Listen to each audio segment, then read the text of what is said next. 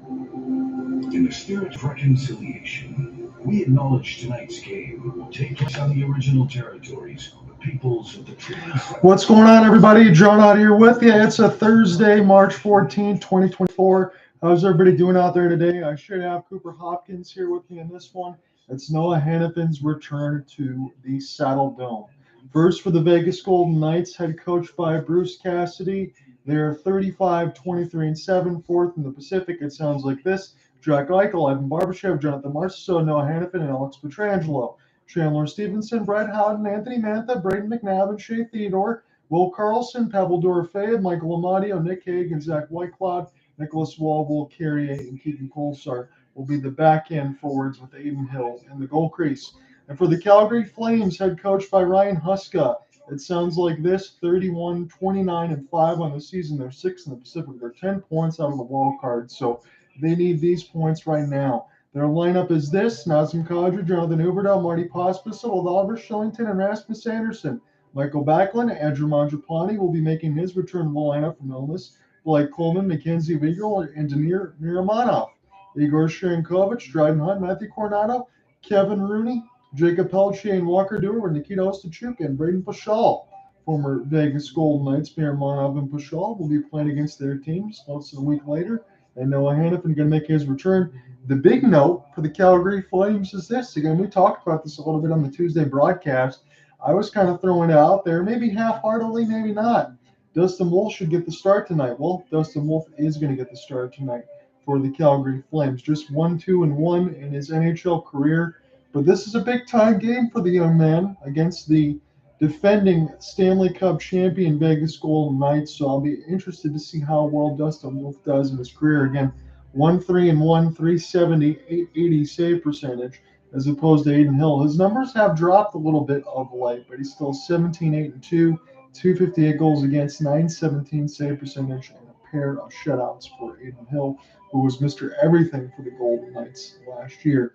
So for Vegas Developments, I'm going to put it to you like this: they were falling 3-7 in the last 10 for Vegas. They were injured. They made smart moves to address a potential playoff cup run. I got Cooper Hopkins in here. I'm going to bring him in right now. And that sounds familiar for the Vegas Golden Knights, falling a little bit, making some moves, and kind of get through some injuries. We know about Mark Stone with the lacerated spleen. He's going to make his return once the playoffs start. Should Vegas get there, assuming that they're going to do that. And also Edmonton, who's sitting number 2 in that Pacific side of it. You have to think they think this. You don't want to see Vegas get that 3 spot, because if those two teams match up again, things could be very interesting. Cooper, this is a big game. I know where Calgary is in the standings, but it's not about that tonight. Dustin Wolf is in the goal crease, and Noah Hanifin's making his return. What say you?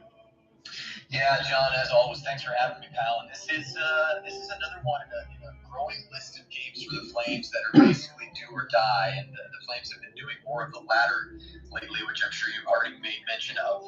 Been a struggle here for the Flames over the last several contests. And listen, first of all, I'm excited to see Noah Hanifin back. I'm rooting for him. I'm curious to see what his reception will be.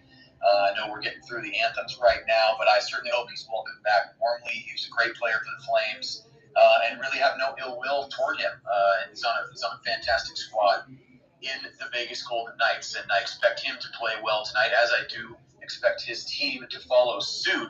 But, John, we got a big one here. Basically, the Flames must win this game if they want even the slightest chance of remaining not in a playoff spot, my friend, but in the playoff conversation. They are well out of it at this moment, and they have the youngster, Dustin Wolf, in goal. He is potentially the future. He's looked good in moments, but by and large, he has struggled a bit adjusting to the big leagues. John, what are you thinking here as the Flames, wearing those great blasty jerseys, now are about to take this face off to start our game? Man, Cooper, yesterday, I did mention a little bit during the cast, I was thinking maybe they should start Dustin Wolf, considering where they are in the standings, give him some spot starts and see what they got. But again, Cooper, this is one of those things as we're getting a puck drop.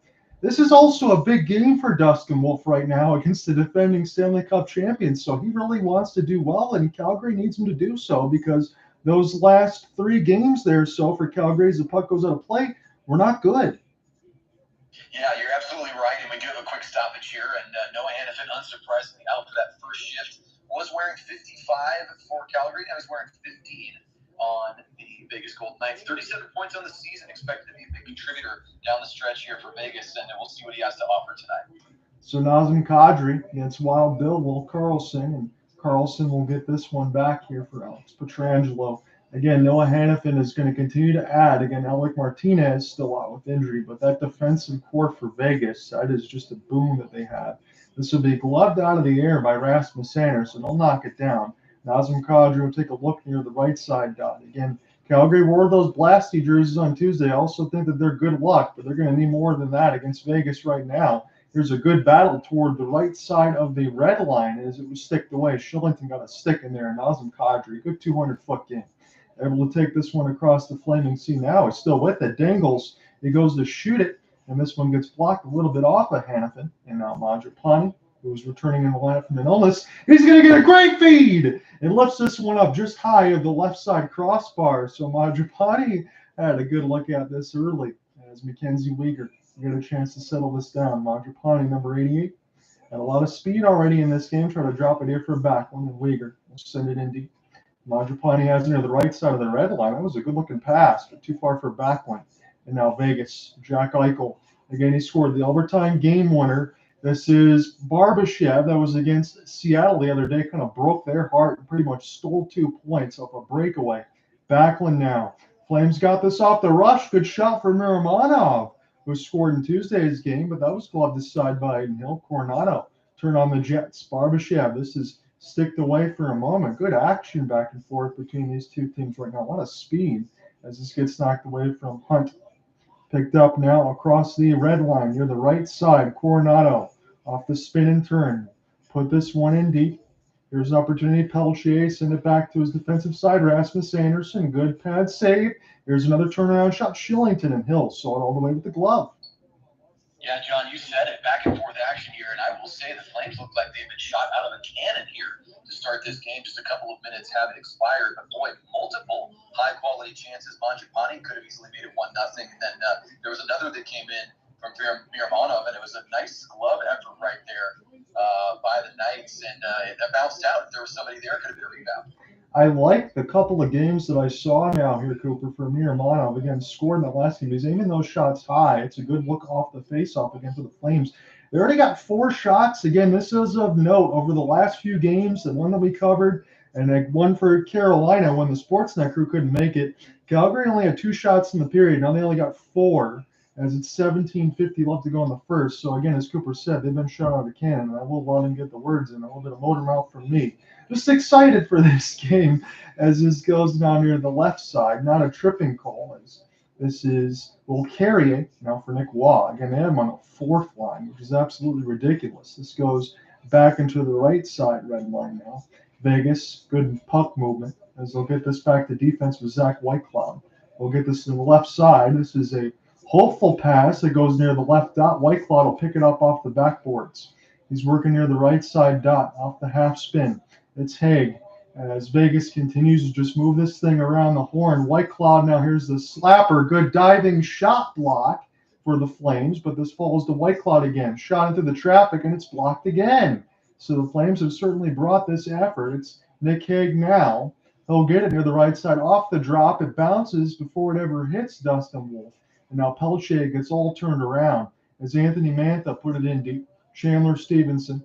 Too far for Mantha, but this is still with the Golden Knights. They did an excellent job of just hemming the Flames in the zone as it bounces away from Ostachuk. He lost his stick, so he's going to have to just kick it around to the left side for Dewar. This is getting a little chaotic, but the Flames now have the puck. They'll get this in through neutral as we get a whistle. Yeah, John, you know what? I think you just said it. I'm trying to pick up something here, but yes, we do get a whistle. I thought this was just a stoppage in play, but it looks like Mantha's going to go to the box here early. Boy, he is protesting as he steps in to the sin bin, takes a seat begrudgingly here. And with 16:30 to go in the first, John, we have our first man advantage. Taking a look here at the replay, looks like he got tied up with Rooney.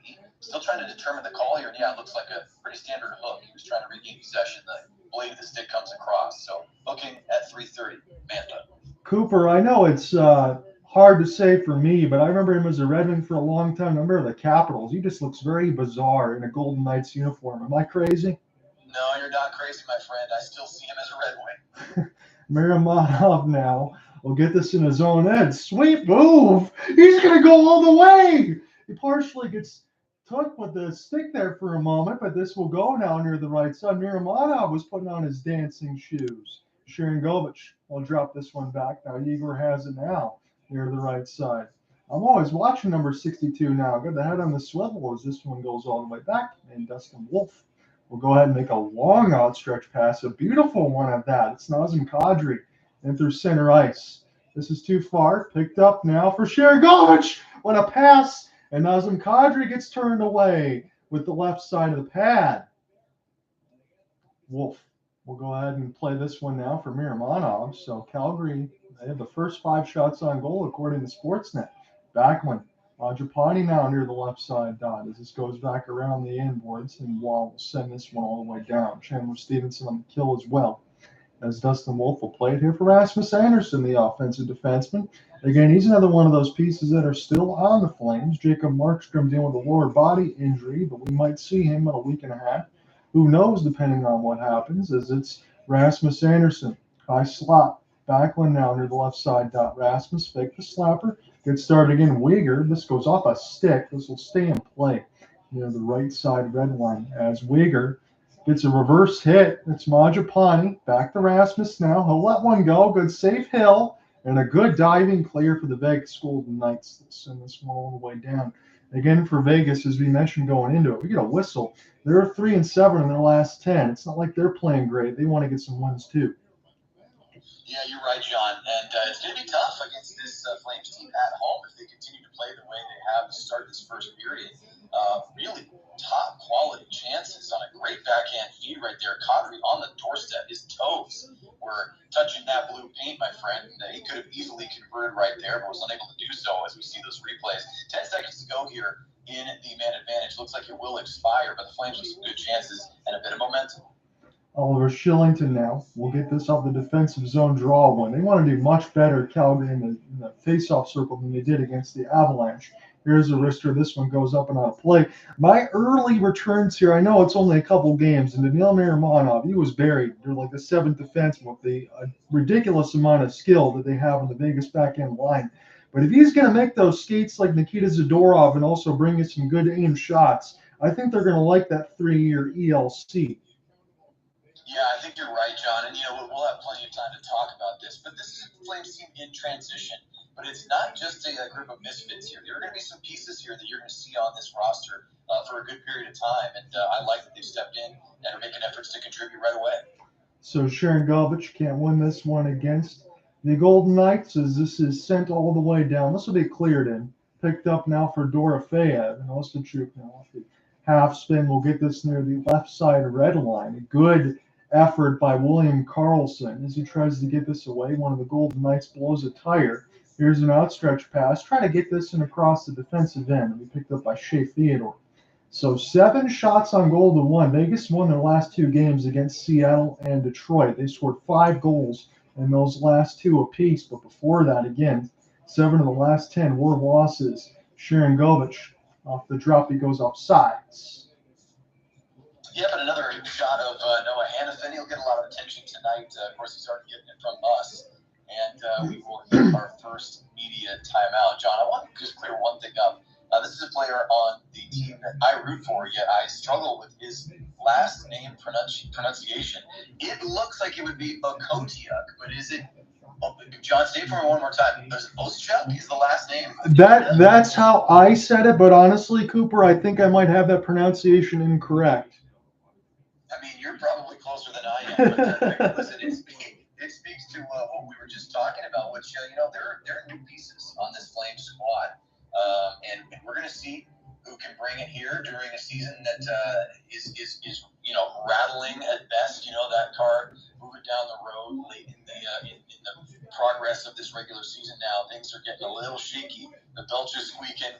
Get some backfires, a little smoke from the tailpipe. I don't know if the Flames are going to hang in this thing, but they certainly look good to start tonight. Yeah, they did. And again, speaking of so many other pieces, I think the extra who's not playing today was Joel Hanley, and he's been a good foot soldier for the Dallas Stars for a long time. He was picked up from the waiver claim for Noah Hanifin, as I believe Jordan Osterley was sent down. I know we had that conversation months ago when he was acquired, and I thought he'd be a seventh defenseman at best. But between Ostachuk, Hanley, Marchessault, Miramonov, I know there is some moving parts there, but I still think there's enough for at least a bottom six portion of your defense. Yeah, I think so. I mean, listen, you're just not going to replace the heart and responsibility of a Chris Tanev and the all-around game of a Noah Hanifin. He's just such a well-rounded defenseman. Honestly, it's why I made the comments that I did when this game started or prior to puck drop. Really appreciate what he did as a Flame and certainly wish him the best. And right now, as we see this during the timeout, gets a nice, warm welcome. Well, not home now, but it was for a while. Noah Hanifin received warmly by the Saddledome crowd. I love to see it. Good. I saw some of the stuff from Darren Haynes and all that for some of the reporting that was told. And I know there's some things with some agents here, Cooper, as this one gets gloved down and saved by Wolf. But the conversations that were all told between Conroy and Hanifin, everything was cordial. He just was ready to move on to a new chapter in his life. Yeah, I'm not going to, I'm not going to look down upon that whatsoever or judge it at all. It's time for people to move on at certain junctures, and that happened to be the case. I think he did it as professionally as possible, and I think that can be said for Conroy as well. We have 13:30 here. John, play resumes. We'll let you get back into that play-by-play, but I know we'll touch on Noah Hanifin's play more tonight. Yeah, we will. Again, he was offered an 8-year extension on that side from what I heard. Theodore now. Here's a great pass in the middle. This is a good stick in the lane. Dustin Wolf had to be thinking about that, but good defensive play by the Flames.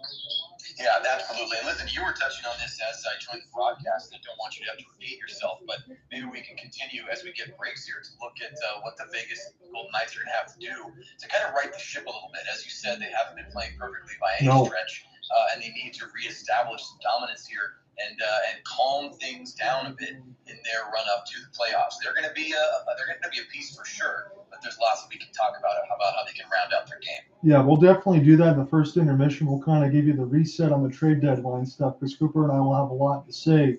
But Jonathan Marchessault is about to hit the 40-goal marker again, and again, very underrated. Remember, he was a member of the Lightning at one time, and they let him go. As this is picked up now near the right side, Miramonov off the half spin. It's a good play in his own end to buy some time as the Flames will look to get settled here and go right to left. They're in their blasty jerseys with the black, red, and yellow, and the mix of the Vegas Golden Knights in their road whites and the black pants and the gold on the side of the arms. As this is cleared in now, knocked away from Nicolas, and Dustin Wolf will go ahead and play this puck again for Wolf. For the handful of times we get a chance to watch him, he loves to play that puck. So if you're a forward out there, you can blast that pass down there. There's a slapper. Good block by the Flames again. This has been a good first period for them so far defensively. Marty Pospisil. Jonathan Huberdeau tries to dance between his legs. Get the pass now for Kadri. Kadri tries to funnel it back to his defense, but that's just another one of those examples for Jonathan Huberdeau, and that was probably a good time to try it, Cooper. Yeah, John, I agree. Yeah, you know me, I almost missed that mute button there, but I'm back. and I have to say, as I just look at our standings, right, we have to keep an eye on these things, and even in real time, be aware of what's going on. We're going to keep an eye on the scoreboard for sure. And was just reminded on the on-screen update from Sportsnet, as you mentioned, a overtime victory, so 2 points for the Golden Knights against the Seattle Kraken the other night, and the Kraken in a pretty similar spot, just 1 point ahead of the Flames in the standings, really looking up from below, no pun intended, because I know they come from the deep. But we are here in Calgary, and the Flames must get these 2 points tonight, and it'll be big against a Vegas team that is in that second wild card. Yes, it will be. Peltier doer. This puck goes all the way down the ice. This will not be ice. Also, Drew has to take a big hit. Peltier is back there for support as Vegas was able to at least get this to the neutral zone. Pietrangelo now off the drop. That was a good design. Amadio will chip this one off the glass. Rooney absorbs a hit as Pietrangelo will look and chase. We had some interesting Sportsnet angles as this is picked up now for Ostachuk. We'll go ahead and flip this one down across the left side glass. Vegas off the chip between the players bench. Calgary will go ahead and back up. Did we get a too many men call? That's what I'm thinking here, John. I think it was just an unfortunate situation during a change. Puck bounces back and forth in the neutral zone. Looks like it's going to be too many men on the ice for the Flames. Yeah, that is not what you want to see there, but I agree with Cooper. It's more of an unfortunate play. Again, Vegas doesn't have the same power play prowess that the Avalanche do, but they did just get Jack Eichel back several games ago, so that's something that you got to be thinking about now as Ryan Huska marks it on his scorecard and Coronado's going to serve it.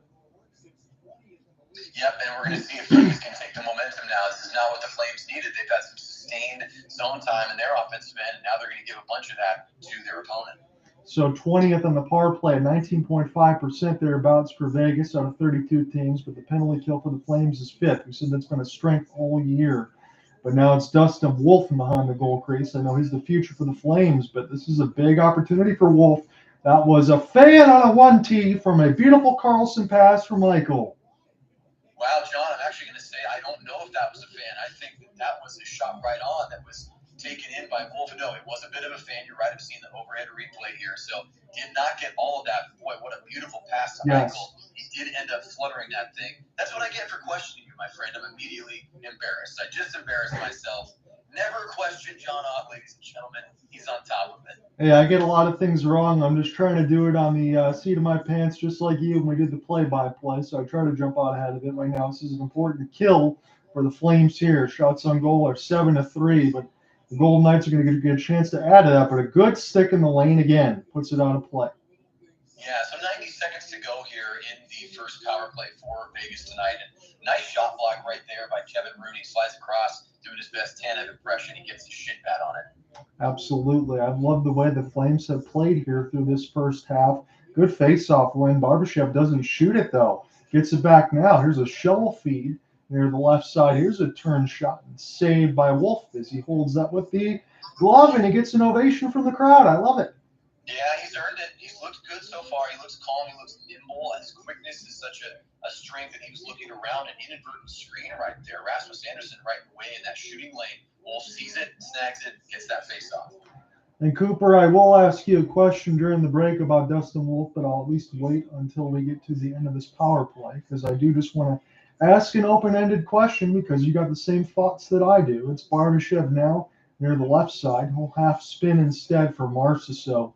Don't let Jonathan Marchessault get in front of the net. If you happen to see his tip goal against the Seattle Kraken just the other day, it was absolutely unreal as this one is flipped down the ice. And it'll be played now by Aiden Hill. He's going to take a Dustin Wolf impression. Here's almost a full ice pass for Jack Eichel. Sweet skate. Stays on side now. Mantha near the left dot. Mantha now. Shovel pass for Theodore, but it's too hard. So Vegas is going to have to exit the zone. Their power play down to 35 seconds thereabouts. It bounces in off the player's bench. And it's Eichel to settle it back down as the secondary power play line is going to come out for Bruce Cassidy. Noah Hanifin now. He's getting some boos from the Flames crowd as he played the puck. It's Pietrangelo. Pietrangelo dropped for Nicolas. Waugh now near the spin. Here's his setup. Here's Hanifin now. He's not going to shoot it. Gets it for a slapper. And this one goes wide. Picked up now Pietrangelo. Give and go pass for Stephenson. Stephenson backhand. He's got all the space in the world. Give it now for Hanifin. Here's a big slapper. This one goes wide. Stephenson tried to be the first to the puck. As this is very contested in the Flame zone. They kill the penalty. Coronado's out. See if they can break him. Here's Matthew. Will go inside the circles, and a good save for Hill. Will hold on. Yeah, John Hill has had to stop some shots from pretty close in right there, and that was a snapshot from right in between the hashes. And Manchessault was there if there were to be a rebound, but Hill does a good job corralling that thing. And nice vision right there by the Flames rear guards to see the man coming out of the box, feed him up that near side, and that created the opportunity as we hit the next media timeout. So, Cooper, I got to ask you this. I know that you're a big Flames fan. I know that we watch a lot of hockey. It goes between the East and West Coast for both of us. Does this game bring a little bit more excitement to you? And no disrespect to Dan Vladar, because I know he's been good for the Flames. He's done what he can. But because Dustin Wolf is starting tonight? Well, listen, it's always exciting to watch a young goaltender work and sort of come into their own. I will date myself here a little bit. I'll flash it back to a game that I went to at what was still then the Staples Center. And there was a young goalie that was thought to be the future for the Flames at that time. I don't even think he's in the league anymore, but a young man by the name of John Gillies got his first start for the Flames at that time, and that ended up being one of the only times he played for the Flames. So the reason I make reference to that night is that Dustin Wolf is that same type of young goaltender. He has that sort of same distinction as the future, potentially, for the franchise in net. That's really been looking for a stable presence there ever since the departure of Mika Kiprusoff, whose number was lifted to the rafters just a couple of weeks ago. But Wolf, I think, has a little more than what Gillies and the Vladars of the world and the Big Save Daves, if you remember David Riddick, as a member of the Flames. I think Wolf just has more. He's shown more at that level just below the big league. And you know what? I am excited to watch him play at any time. And so, listen, he's up against a strong squad in the Vegas Golden Knights tonight. Wolf, in his games this season, has struggled a little bit. He's been asked to do a little more. But that's the way you learn. That's the way you grow. And so for that reason, I'm still holding on to hope and believing that he has that opportunity to really find a high ceiling for the Flames. Yeah, I agree with you. Then I also think that's why you go between these 15, 16 games, whatever's going on with Markstrom, and hopefully that he heals well. But this is a big opportunity for Dustin Wolf to get some more starts, and this is not garbage time for any of these teams. You close out everything else in the regular season, and it's important, as this is Pospisil now for Kadri. This will be played up by Kolsar. There's a good backhanded feed. It's Nick Waugh. Now near the left side, Carrier trying to find Waugh. He was all tied up, but Dustin Wolf found the puck. Yeah, he did. And Johnny continues to look confident. It's such a you can sort of feel it even through the screen here as we watch this thing, watching on that Sportsnet feed. He does look good. I love the lateral movement, right? Moving back and forth, really in smart positions and making these stops look simple. That was a bouncing puck. Still got to be in the right place at the right time, and Wolf has been so far. And as you said, just to wrap up my thoughts, this is a game that, even though the Flames are down in the standings, I mean, listen, they're sandwiched between the Arizona Coyotes, yikes, below them right now, and the Kraken, 1 point above them, as I mentioned. But this is a game that means something. 2 points here against the Knights could potentially change the Flames' trajectory right down the stretch. Nazem Kadri off a one-on-one. He's going to shoot that in front of White Claw, and Hill's going to hold on. But Nazem, a lot of conviction in that wrister. Yep, absolutely. And of course, I have to now apologize. You claimed that you were getting wordy before. I was just waxing poetic there a little too much about Dustin Wolf. But hey, he's an exciting young player. That's what happens sometimes. That's the way it goes. Yeah, it's a big matchup for both of us. I'm just glad to have you with here, Cooper. We got a lot of itinerary to follow in the first intermission. I did tease an announcement. We'll talk about some of that too. Everything else is good news, I promise, as it is Backlund and Eichel in on the draw. Michael Backlund will win this one. Kenzie Weegar fires it right on. Here's played off the outside of the cage from Backlund. Picked up now from Miromanov. Miromanov will send this one back, and the Flames will look to get started again. Right to left, and this will be iced, I guess. It didn't clear the red line. Yeah, that was a bit dubious. I thought that was a fair dump in, but it looks like it was a little short of center ice there. So, of course, right on time to get a shot at Wolf, preparing himself in his crease. And, John, it seems like this game, tell me if I'm crazy, it seems like it's settled in just a little bit. The Flames really did come out very hot, no pun intended. But the Knights, I think, with that power play, righted things just a bit. Yes. Still, I would say, leaning toward the Flames, but we'll find out here at the last portion of this first period where things lie. I agree with that, and I also will say that Dustin Wolf looks very good in that blast uniform on the goal side. As this is Backlund trying to play this in between his legs. He's going to find the left side boards. He's looking for Manchessault. Manchessault's had a good game since coming back as well. This will be dumped in now for Backlund. We'll try to get around Shea Theodore. And VGK able to escape. They look for Marchessault, but this is turned over for Manchessault. Backlund, good touch pass. It's Coleman trying to drive toward the net. He gets knocked away for a moment near the left side red line. Manchessault. Weegar now will send this one in deep behind the cage of Hill. Coleman too far for him. Ivan Barbashev. He's going to stick along near the left side boards. Here emerges Backlund. He had the left side of the net to shoot at, but it was a severe angle. Here comes the ripper of a 1T. This one will get blocked. Sportsnet trying to track the puck. This goes all the way back down to Dustin Wolf. And Barbashev looks like he might have got banged up. That's what they're showing. Ostachuk has it now. They'll go ahead and make a long outstretch pass. Somehow that was on side for Dryden Hunt, able to keep that pivot foot on side. As it's Haig. Hagnow gets knocked away from Dorofeyev. Sharangovich, he was looking for a seam pass down the middle for Hunt. Hunt driving over the net, but this puck goes up and on a play off the shot. Yeah, John, I continue to be impressed here by the Flames' ability to keep possessions short for the Golden Knights and then to turn things into quick offense on their end. The Flames really have done a very nice job of moving to the net, getting into those smart open spaces and making themselves available. They've had some open shot attempts from close, from between the circles, some deflections, some rebound opportunities. They haven't scored yet. Only 10 shots, but the Flames really do look pretty good. They have 11 block shots as well. Thank you to Sportsnet for that. 650 will have to go in the first round. Here with you alongside Cooper Hopkins. We can definitely switch off on the play-by-play as well. Shots on goal rate 10-5. This is a very good start for Calgary, and they want that because the last few games that they played between Tampa, Florida, Colorado, Carolina, and now Vegas, I mean, it's been a tough 5-game stretch for them. They can at least try to take 2 out of 5 on that side, which wouldn't be too bad. But again, they're trailing in points and they need more. They got to get this win today. Sharangovich will put this back behind his own end. As this will bounce a couple times, Sharangovich just able to get this one up to the neutral zone. But here's Alex Pietrangelo off the back skate. Slow up, stay on side, and then shoot a wrister. Dustin Wolf, he was trying to track it, but it got blocked out in front by one of VGK players. As there'll be Marty Pospisil. He'll be winding in for a stick lift. And Chandler Stephenson's going to go back and help. They lost 4 of their last 5 games in Calgary, but they won their previous 5 off the half spin. It's Marty Pospisil. Here for Jonathan Huberdeau. Here's a good feed for Shillington. He's going to drop for Huberdeau. Extra pass, one-timer. And somehow that one went up and on a play. Oh, John, it looks like what you draw up in practice when there's no one else on the ice and you're just skating against air. That was a beautiful passing sequence right there. Tic-tac-toe. The final pass goes right back to the center, top of the circles, and it is put on. I think that Hill got a piece of it, or potentially that shot may have gone off a leg. But either way, boy, I was going to say this even before that scoring opportunity. What I'm loving from the Flames here is not only the confidence, but the Flames really moving with speed, don't you think, John? Through the neutral zone, not afraid to be confident and press the issue, take that offense right to the Golden Knights.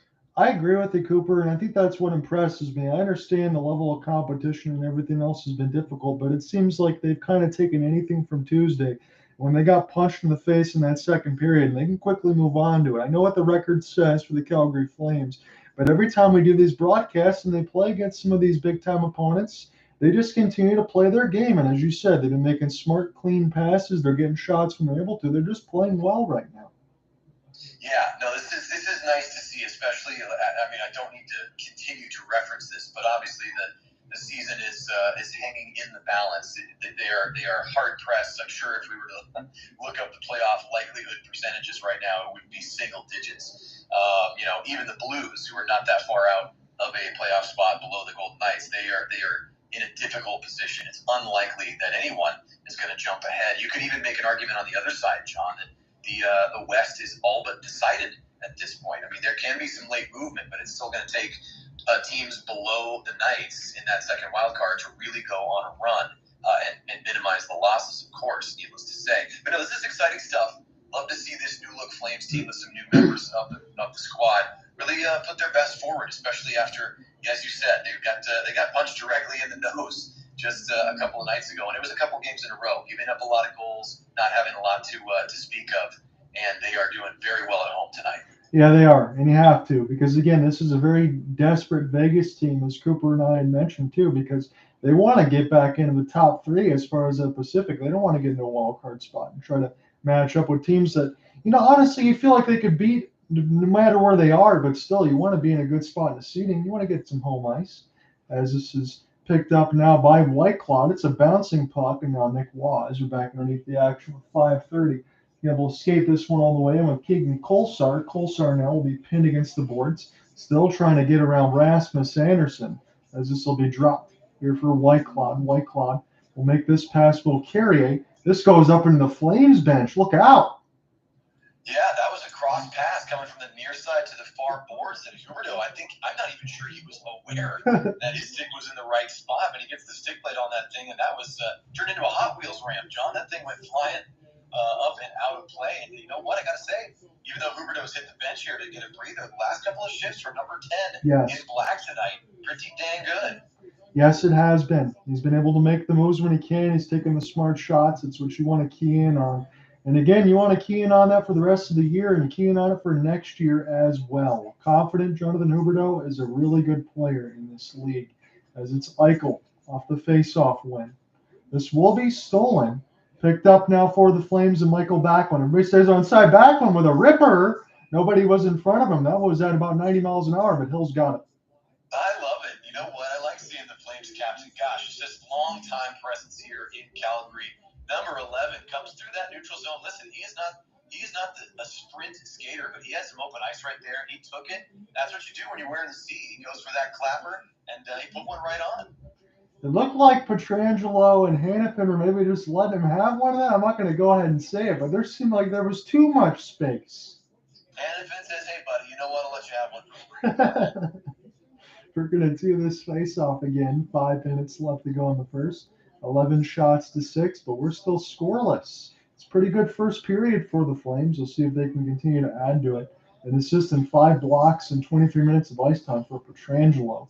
And that last game against Seattle, that was a back-breaking win. It was good for Vegas, not good for Seattle. I thought they had 2 points. Eichel picked this one up now off the drop. It was a good design, but it was a good block in front by the Flames to help out Wolf. As this will be picked up here for Pietrangelo. Send it across for his defensive partner. They go off sides and they bump into each other. 4:32 left in the first. Yeah, so as we said, John, things have, I won't say settled down. Certainly not a boring game by any stretch. It's quite the contrary. Been a good one.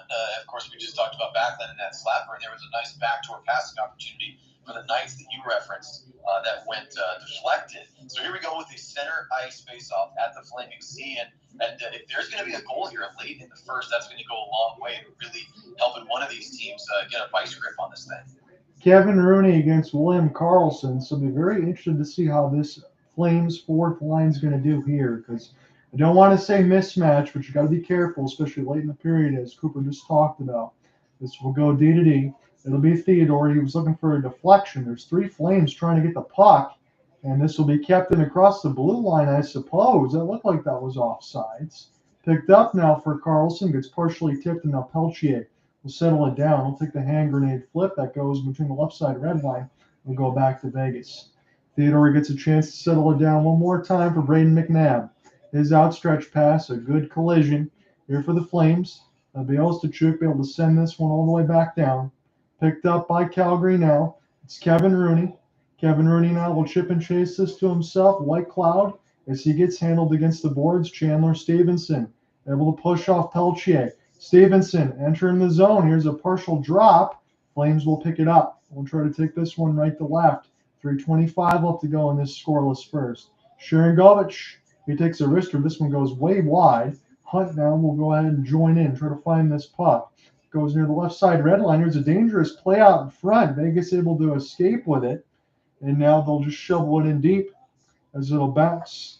Picked up now off of the Flames and behind the net of Dustin Wolf.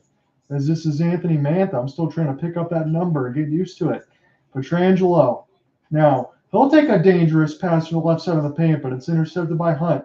Here are the Flames off a chip. Dryden Hunt's got speed. He's going to play the backhand towards Sharangovich, and this will be turned away. Vegas now trying to take this one left or right.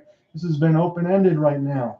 Here's a drop pass. This one gets knocked away. It'll bounce right back to Nick Hague. Hague now near the left side board, so we'll get this pass back. High slot. And this go back around the end boards now. Bounce off the back of the cage as it goes away from Hanifin. Hunt now for Nazem Kadri, but it's too far. Alex Pietrangelo outstretched pass. Goes across the Flaming Sea. Picked up now for Dorofeyev and Carrier. Carrier absorbs the hit. This will go for Miramonov. Try to get this out of his own end. He'll take a flip to just clear that side of the ice, but it's turned over for Nick Waugh. In between the circles, Nazem Kadri cleans up the mess. Kadri now. He'll skate and across the sea. Slow up near the left side dot. Take a low wrister, and this is solved by Hill. Yeah, you know what, John? I actually like that. I'm going to just speak about the end of the play right there. Kadri with a really smart choice. He was getting rerouted toward the glass on the near side, and I don't think he had a clear lane to pass across, even though he had even numbers with his line mates there. just up the ice toward the far side. He chose to put that one right on, knowing that he'd send it to the breadbasket. He'll be forced to make a save, and the Flames could at least get an O-zone face-off out of that. I like that smart play. Yeah, you got to take that because the Flames have looked pretty good in the face-off circle. I could be giving the jinx now, but Backlund does get a piece of it. But they've been really good in the circle today. That's usually their strength. This will be fired to the net. Mangiapane had a hellacious screen. The Flames were trying to obstruct the vision of Hill. And when he's right, you have to do that. As this one's flipped in, although Aiden Hill's been beatable over the last few games. Again, he started the season as a Vezina candidate before he got injured. But he's still the playoff hero from last year. Make no mistake about it. That's why he got his extension. Theodore, as this will bounce all the way back in Vegas' end. Got a minute 30 left to go in this scoreless first. It's fired in. Dustin Wolf will go ahead and play it now. We'll chip it high off the glass. It's a beautiful pass there for Dustin Wolf. Backlund now. Mangiapane feed. He's near the left side dot. Here's a shovel pass in toward the middle. Blake Coleman gets a chance to pick it back up. Now Weegar will take a long wrister. This one go off a stick. A Marchessault on a play. Yeah, John, listen, I sound like a broken record at this point. Flames continue to look strong, especially coming through the neutral zone into the offensive zone. Backlund's looked good. We've seen some nice plays from Barbashev. The Flames defensemen have looked very confident and are feeding things from up high, down low, toward the net. Kadri's have a couple good plays. Huberto as well. We'll talk about this during the intermission, but 1:05 to go here in the first, 0-0. The Flames looking very strong. I like what I'm seeing from them. Nazem Kadri off the tie-up. Marty Pospisil try to get to it now. As Nick Hague spinning around, still trying to get around Marty. Anthony Mantha will pin this one to the left side board and get it loose. Off a 1-on-2, Dustin Wolf will just catapult this thing near the left side boards, and now it's Nazem Kadri. We'll chip and chase it. He gets taken away off the puck and drops a stick in the process. Anthony Mantha pick it up off the backhand. He'll turn and survey as Vegas able to get this to an open right side red line and fire it in with some velocity. Too far off the glass and on a play. You were not lying, John Ott. There's one goalie here tonight that loves to play the puck. It is Dustin Wolf. He flies out of his crease when he has the opportunity. We've seen him play on the backhand. We've seen him really snap a pass forward, a bank pass no less, to his defenseman streaking out of his own zone. That's some nice work with the big paddle by the youngster. Is he taking some notes there from Jacob Markstrom? Because it kind of looks like Jacob Markstrom on steroids playing the puck. I think you might be right as Vegas wins a faceoff here. 30 seconds to go in the first, about to close out this opening period, John.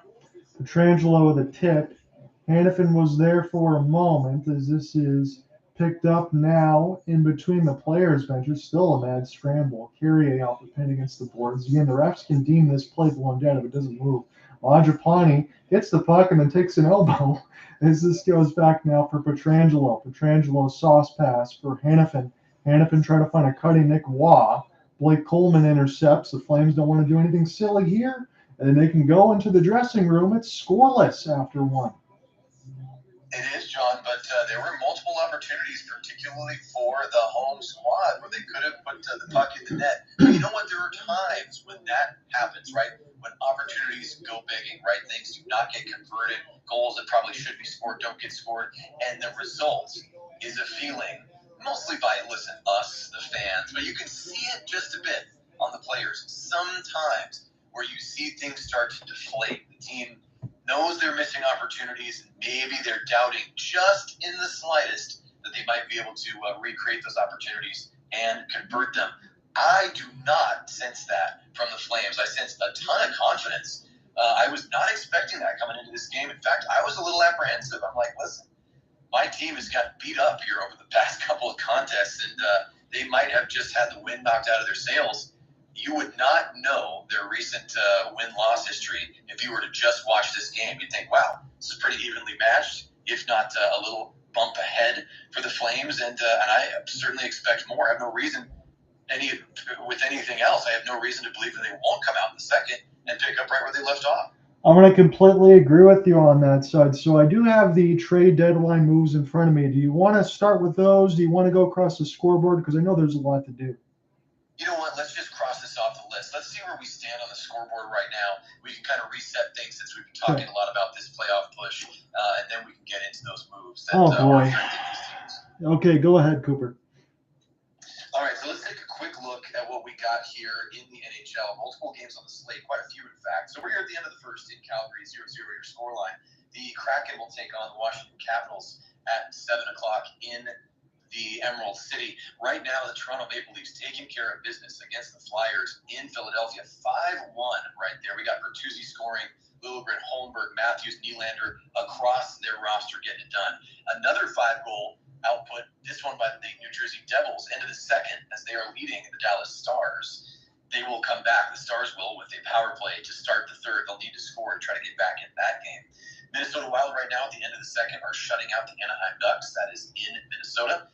It is 2-0. And a final now with the Pittsburgh Penguins coming back. And hey, you know what? You got to beat the Sharks. They did. They double them up in Pittsburgh, 6-3. A shootout final. The Ottawa Senators take down the Columbus Blue Jackets by a total of 3-2. A shutout final in Buffalo. Sabres taking care of the Islanders big time, 4 to a goose egg. Sabres with the win. Guess what? Same score. The Carolina Hurricanes at home, 4-0 against John. Surprise, surprise. The Florida Panthers get locked out of the goal-scoring category, and we move on to Tampa Bay, where a bit of a grudge match, you could say, based on their games over the past several seasons. Tampa Bay Lightning 6-3 over New York. The Blue Shirts go down. An overtime final in Montreal. The Bruins come away with 2 points, 2-1 at your final score there. And last but not least, John, I don't want to do it. I don't want to do it, but I have to. It's right in front of me. I'm going to say it. The Arizona Coyotes go into Detroit, John. 4-1 are your unhappy totals there. The Red Wings unable to take down the Coyotes. That's her. That was my oh boy exclamation before you got into it, and I had to hand you the floor. 7 L's in a row now for Detroit. Pack it up. Yeah, listen, I do not know what to say. I want you to, if you're able to, sorry about that little noise on my side. If you're able to, just give me a couple of moments. Give me 30 seconds. Okay. What has to happen for the Wings right now? I did not see this coming. You can't tell me you saw this coming. No. I thought it was all roses for the Red Wings. And all of a sudden, things are shaky is not the right word, John. Where do we stand? It's a landslide right now. Again, you know about the priority patches. That's what the fans are. They're 0-7 now since the waste management patch. We know it has nothing to do with that, but it's not a good look to denigrate an original 6 uniform. They're playing like garbage right now. Goaltending's not good, but the worst part of it, Cooper, I'm not going to put all the blame on Alex Lyon. Where's the defense? What have they been doing? What did I tell you a couple weeks ago? And I'll keep this short. Between Ben Sherratt, Mantha, Petrie, needing 3 defensemen, needing a couple of goalies, it certainly looks like that. You kind of understand why Yzerman didn't make a lot of moves at the deadline. Yeah, and John, I actually think I have a tendency. I will lean into superstitions at certain points. But you made a great. I'm not sure. Listen, you're a pretty dang creative guy. I'm not sure if it originated with you or you might have heard that somewhere, but waste management patch goes on and play like garbage on the ice. Yeah. That's simple math. That's 1 + 1 = 2, and that's unfortunate. Of course, that's tongue in cheek. We both know we're joking for the most part. Sure. But do you have any thoughts around the injury to the Wings captain? I know that this streak did not start at that point. Do you feel like that maybe asked too much of the team at that point? Do you think that set the Red Wings back? Maybe it beat their confidence down? Or am I just reaching for a reason at this point where there isn't one? You're not reaching, because you and I, didn't we just have that conversation last week about guys like JT Compher, Andrew Kopp, and having depth down the middle? One loss, and again, we know Dylan Larkin's a Swiss Army knife. He's got the same point totals as Nazem Kadri, correct? He's around that spot, so he'd have the same type of impact. But one loss like that should not make your entire team implode. You still got DeBrincat and Kane and other pieces. Yeah, and I thought that I might be walking down a path that had some credence to it. It's unfortunate, right? Your leader goes down. It requires more of the players. We're usually looking at that guy at the top to not do all the work. It's a team game, right? And the Red Wings were having great success. But when you lose somebody wearing that C, I think it matters. It's not just that. It's not just the waste management patches. But you know what? Something has changed in a major way. Yeah. Let me ask you this before we move on. Is there a chance, John? Is there a chance? And if so, do you have any thoughts about what it could be to right the ship, get back to where they need to be going, or is this thing really just going to go off the rails? Cooper, honestly, I know where they are in the standings, and technically they're still tied with the Islanders, even though the Islanders have a game in hand. So that's why they're up with this game shipping now on Sportsnet. But Detroit's getting blown out by Buffalo. They've already lost to Arizona twice. Everything has been blowout fashion. Tensions are going over between Sherratt and Raymond in practice. They're talking about Derek Lalonde, about maybe his job security. I don't know if that's going to happen, but we talked about those coaches. Didn't make up weeks ago. They're all on the board. You still got Craig Berube, who won a title with the St. Louis Blues. So there's a lot of good coaches there available. Steve Yzerman, I would have to imagine, is more upset than I am right now. Yeah, you would think so. And you made actually an excellent point. This is frustration boiling over. We saw that footage of those Red Wings players going at each other. And look, these are competitive guys. They are at the top of the top in their sports. And you know that it does not feel good to be experiencing what they are, but it's tough when it turns sour and when the frustration, anger turn inward. You know, you want to take that out on other teams, not in an appropriate way. Of course, you want to put it out there with your play. You want to be more intense. You want to really push, break that streak. Unfortunately, it came out in practice. I don't need to belabor the point at all, but yeah, I feel for you, my friend. There have been plenty of stretches. Not just this year, not years prior, or in years prior, where the Flames have really let things fall by the wayside. There is hope, and perhaps maybe I'm hanging on to hope blindly because I'm sort of hitching my wagon to you. You're much closer to a playoff spot than I am right now, so my fingers are crossed for you and your hometown team. Well, I appreciate that. We'll see the way it goes because, again, the one thing is there's a lot of moves still need to be made. That's what people have to remember. But 2 collapses in a row all around February and March over the last couple of years, and that makes you think that something's going on. So let me get into the deadline moves. We'll do this really quickly. So Vegas, they were able to get Tomas Hertl from the Sharks. Mike Greer has to retain, I believe, about $9 million a year on Tomas Hertl, maybe a little bit more, a little bit less. It's a third rounder in 2025 and a 2027 pick for David Edstrom, a first rounder. I don't know if San Jose got enough, and I don't think the fans really want that money retention. But Tomas Hertl, I don't think he's going to start this year, but next year, that's a good piece for Vegas, and they didn't give up a whole hell of a lot either. Yeah, you pretty much said it all. To be completely honest, I don't have a ton to add there. And look, the Sharks, it's really been since Big Joe was still on the Jumbo Joe was still on the squad that they really had any hope. And they are in the basement right now. And so whatever moves can be made, I think need to be made. And so it's tough. Beggars can't be choosers is the phrase that comes to mind. The Sharks needed to make a deal. They made a deal. Hopefully they can turn it into something that gets them moving in the right direction. Yep, we already went over Hanifin and all that. I'll talk about the Flames more in a second, but let's go to the big fish. Jake Getzel, Ty Smith from Pittsburgh goes to Carolina. Bunting, forward prospect for Permanov. Colvin Cruz Lucius, a conditional first, conditional fifth in 2024. They also get Evgeny Kuznetsov. So Canes did pretty good at the deadline, I think, Cooper. Yeah, I absolutely agree with you. But let me just back it up one level. I'm going to take off the broadcaster hat and just kind of look at this as a hockey fan. Now, look, I don't pay attention to the Hurricanes in detail all that frequently. I mean, obviously, I'm keeping an eye on where they are in the standings and generally how they're performing. But that's not even what I'm talking about. I'm thinking about Getzel going that way. Yeah. And boy, we certainly have a lot to talk about when it comes to the Penguins. We could talk just about them. Sure. And what their future looks like. But let's pause there. Just tell me your opinion, John, friend to friend, guy to guy, hockey fan to hockey fan. Does Jake Getzel feel like a Carolina Hurricane? Did you ever think that would be a landing spot for him? No. Again, we talk about that, the feel-like situation, and it always makes me laugh because I know we mentioned that a lot, but I agree with you completely. No, I didn't expect him to go there. And I'll say this, good on Carolina. I'm happy for the Carolina fans to actually land a big fish in the trade deadline and free agency and all that stuff in a situation because they've tried to do that before with Max Pacioretty. He goes and gets injured. This time at the deadline, you get Jake Getzel, and you know you're going to get him signed at this point. They're going for it. You don't want to have a situation like it was last year where you lose 4 goal by one goal, 4 games against the Florida Panthers. You don't want to have that happen again. So they're voting for offense, and I like it.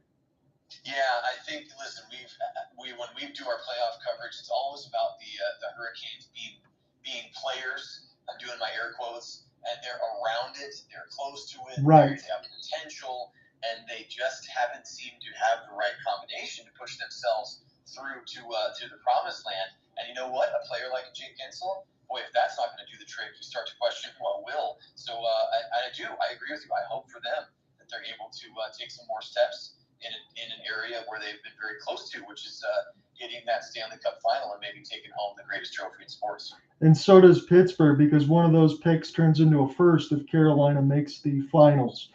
Throw that out there. John Ott bringing an extra detail. That is very important, and that's exactly what Pittsburgh needs. That's sort of what we're alluding to.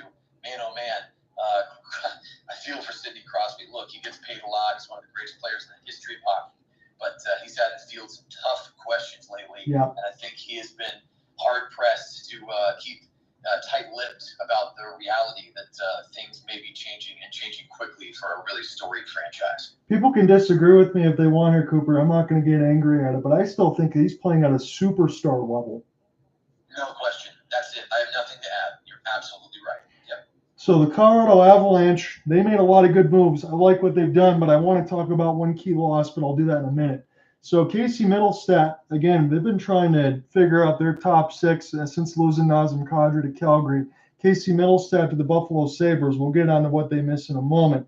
Sean Walker as well from Philadelphia. That allows them to sign Nick Seeler on the other end. A fifth goes the other way, and then a first for Ryan Johansson. The Ryan Johansson situation didn't work out.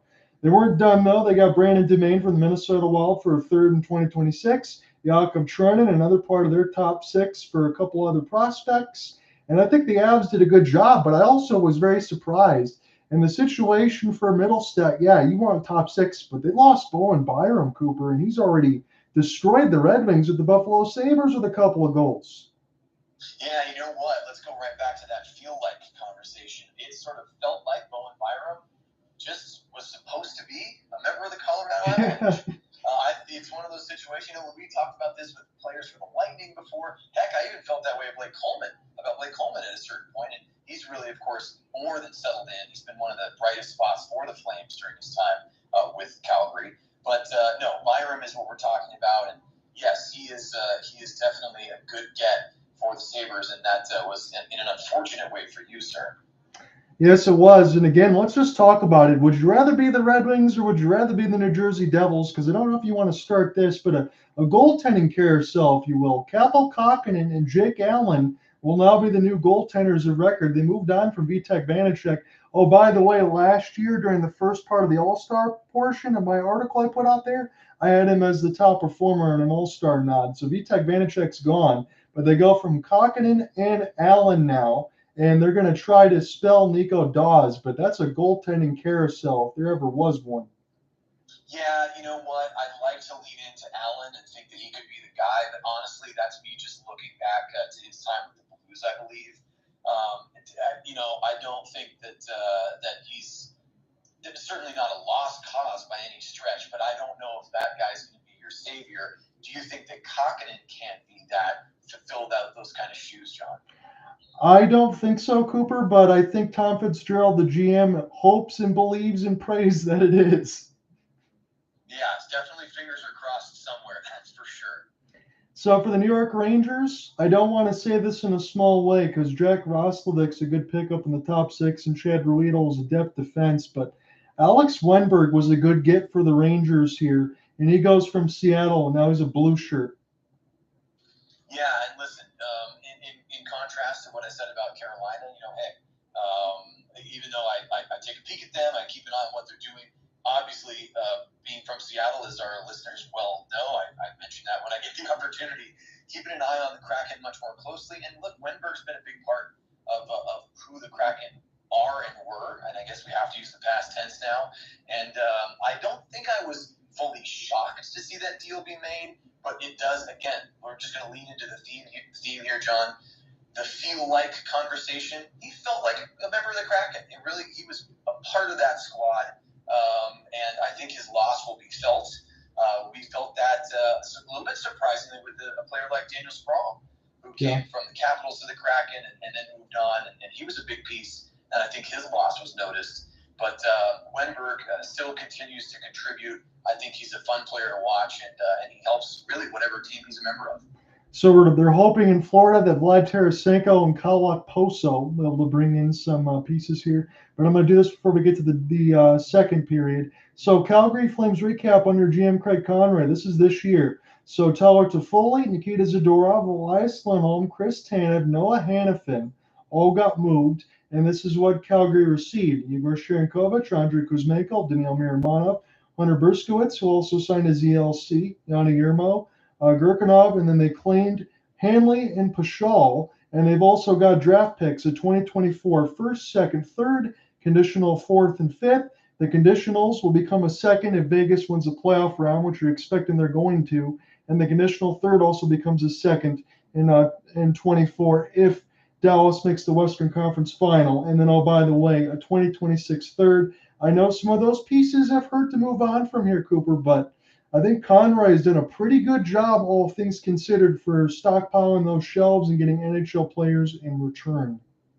Yeah, I will say, just from what I have seen, the chatter online, on Twitter/X, etc., Flames fan base pretty dang happy with Craig Conroy. Obviously, you don't love to lose certain players. Any number of those players that you named, Zadorov, for me, for example. Loved having him as a member of the Flame. Elias Lindholm, I think we saw that the writing was on the wall. That we talked about this, John, in our previous broadcast, with the departure of his line mates. I think things really changed for him. He clicked with Tkachuk and Gaudreau, and who couldn't, right? But they needed a centerman. He was that guy. He was their pivot.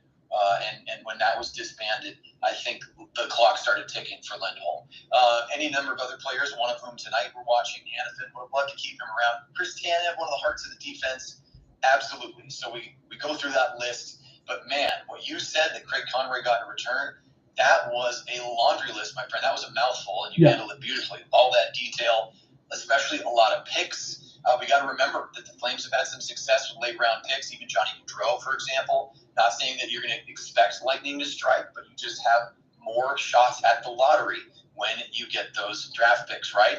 And we're talking about Hanley, who sort of de facto came over as a member. He was released to make room for Tanev, and then it comes to the Flames. I like that pickup. And these are guys who are going to compete for spots. A lot of them are very young guys who are hungry. And that's what you want. You want to get some of that youth. You want to get things rolling. And speaking of rolling, John, we're 10 seconds in to the second period with a fresh sheet of ice. It is 0-0 here in the Saddle Dome. You want to keep rolling and switch over halfway through, or should I just step into the play-by-play? If you want to step into this period, go ahead. Well, I'll step into it right now, and I think we have an icing call. So guess what, my friend? I get to rest. Back to you. So I will say this, as Dustin Wolf was getting warm, he was doing jumps. He was doing vertical jumps on skates, so he's really pumped for this second period. Yeah, that's become one of his signatures. He's been doing that down in the WHL and the AHL as well, and guess what? He's keeping it going here in the National Hockey League. So the Flames, again, tied here in Calgary, 0-0, the biggest Golden Knights in town, with former Flame Noah Hanifin now wearing number 15 in white and gold, and Nazem Kadri in the face-off circle in the O-zone. He gets waved out, but Pospisil steps in. He wins that one back to the far corner. It's going to go to Huberdeau down low. That one's jammed away in front. Kadri had a shot at it from a tough angle.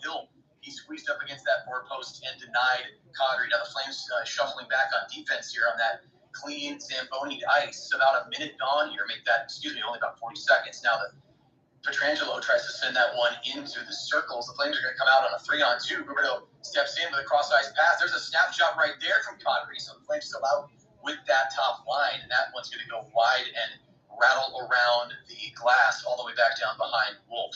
So the Flames with a dangerous bouncing cross-ice pass in front of their goaltender. Now almost a giveaway by Coleman as we have 18:50 to go here. 14 shots for Calgary, 6 for VGK. And the Flames do now turn it over in their own zone. Goes right to the stick blade, John, of, I believe, Barbashev. And he is denied from almost point blank. Huge save by Wolf.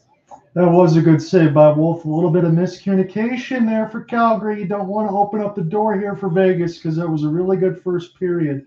Coleman had to get back there a couple times, but Huberdeau's pass. They're showing Pospisil there. Good work from that first line, but you got to make sure you keep things clean here in front of Dustin Wolf. Yeah, no question. Wolf steps up big. He gets out of his crease, makes himself big. He's not a massive frame, but he looks like he was there. Now the Flames are going to break this thing through the neutral zone. Weaker on the puck. He's going to drop it. There's a slap shot from outside that goes wide of the near post, and it will rattle around down to the near boards and back to Barbashev. So the Flames now are going to pick up this puck in the neutral zone, but it bounces around, now falls back to the Golden Knights in Marchessault. Vegas now with possession in their own end. They're going to take some time here. Both teams will get a partial change. 2 minutes are gone here in the second period. Cooper Hopkins now on play-by-play alongside the illustrious John Ott, the man with all the details. Never question him. I said that in the first period. He knows all, my friends. And so here we are. We're trying to be know-it-alls. We're about to see what the Calgary Flames are going to do here. We want to try to know if they can get back in the playoff conversation. There's a slap shot, a snapper right on. That was from right in off of the stick of Amadio. John, boy, the two best scoring opportunities of the night have come in the last 90 seconds for Vegas. Yeah, it was good traffic in front of the net there, and Dustin Wolf able to stay poised. That first part of a snapper that you mentioned, a little bit of a deflection as well. And Dustin Wolf, he's been confident right now early in this game, and you love to see it. Yeah, it's a sudden change for Wolf. Now, listen, he had to make a couple of saves in the first, but he did not have to answer this way, where the Flames have committed a turnover and now basically opened up Amadio for a 1-T from about 6 feet out, and he gets denied. So the defensive zone draw for the Flames now going to be to the right of Dustin Wolf, and puck is dropped, but we're going to get this thing whistled down, and there goes Kevin Rooney. He'll be waved out. Let's go up by 1 digit. Kevin Rooney, 21, traded out for Peltier, wearing 22. And all of a sudden, John, the Golden Knights, who had just a small handful of shots in the first period, I think they came into the second with 5. They now have 9, so they've almost doubled their shot total in just about 2.5 minutes. 17:30 on the clock, 0-0 our score at the Scotiabank Saddledome, and the puck just on the right side of the red line, but it's going to be skated all the way back. Great forechecking right here by Walker Dewar of the Flames. I've not said his name tonight, but that was a nice play right there, one-on-one, putting pressure on Vegas, and Vegas ultimately turns this thing over near the Flames' blue line. So Calgary with a nice job right there, a little bounce-back shift from the Flames. 3 minutes gone. Flames are going to skate this one down toward the penalty boxes. It's backhanded in by William Carey, a wrong team. That's going to be Nikita, again, John, I'm going to say a Kochuk right there. And it's just strange for me to see number 28 for a defenseman in a Blasty jersey. That makes me think of one of the Flames' great defenders, Robin Regier, once upon a time. Number 28 in Calgary many years ago. And Flames now trying to possess this thing in their own offensive end, but it's going to be turned over. The centering pass was denied. But again, solid forechecking right here. That's Kadri doing it all. He's had a couple of good shifts in a row. He gets the puck back and has slapped this one right on. Again, I mislabeled the shot. Not a slapper, but a wrister. I just want everybody to take that slap shot after Michael Backlund did it first. I just take notes from your captain, boys. Wind up and fire that clapper, but Kadri, smarter than I am, goes with the higher percentage wrister that is up and out of play. I don't want to say this too lightly because I know it's late in the season. Jonathan Huberdeau's had some first-line time here and there, but number 10's had a good game with number 91 right now. Give him full marks. Yeah, absolutely. I'm glad you mentioned it, and they are creating opportunities for themselves and one another. Boy, another nice pass right there by Huberdeau as we say it. I'm going to go ahead and just put this out there, John. As of right now, still a relatively small sample size, not even halfway through regulation. Maybe the best performance I've seen from Huberdeau in the games that we have covered this year, my friends. So just let that rattle around, see if you maybe agree or disagree. The Flames trying to get this one in. Now, Kadri's going to glove it down to himself, but I think we will have an offside whistle, so we will get a face-off. I would agree with that. And again, I think it's of most importance because look at where you are at this time in the standings this year. You got about 15, 16 games left. These games matter. For as desperate as Calgary is, we mentioned this going in. People can laugh, but Vegas is desperate too. You made a bunch of moves at the deadline and tried to solidify yourself for a cup run. This game means a lot to them. Yeah, it does. You know, it'd be the kind of thing where you could expect, maybe not fully expect, but you wouldn't be shocked to see guys like number 10 and 91 for the Flames start to not shut it down completely, but just maybe take the foot off the gas, right? Stay healthy.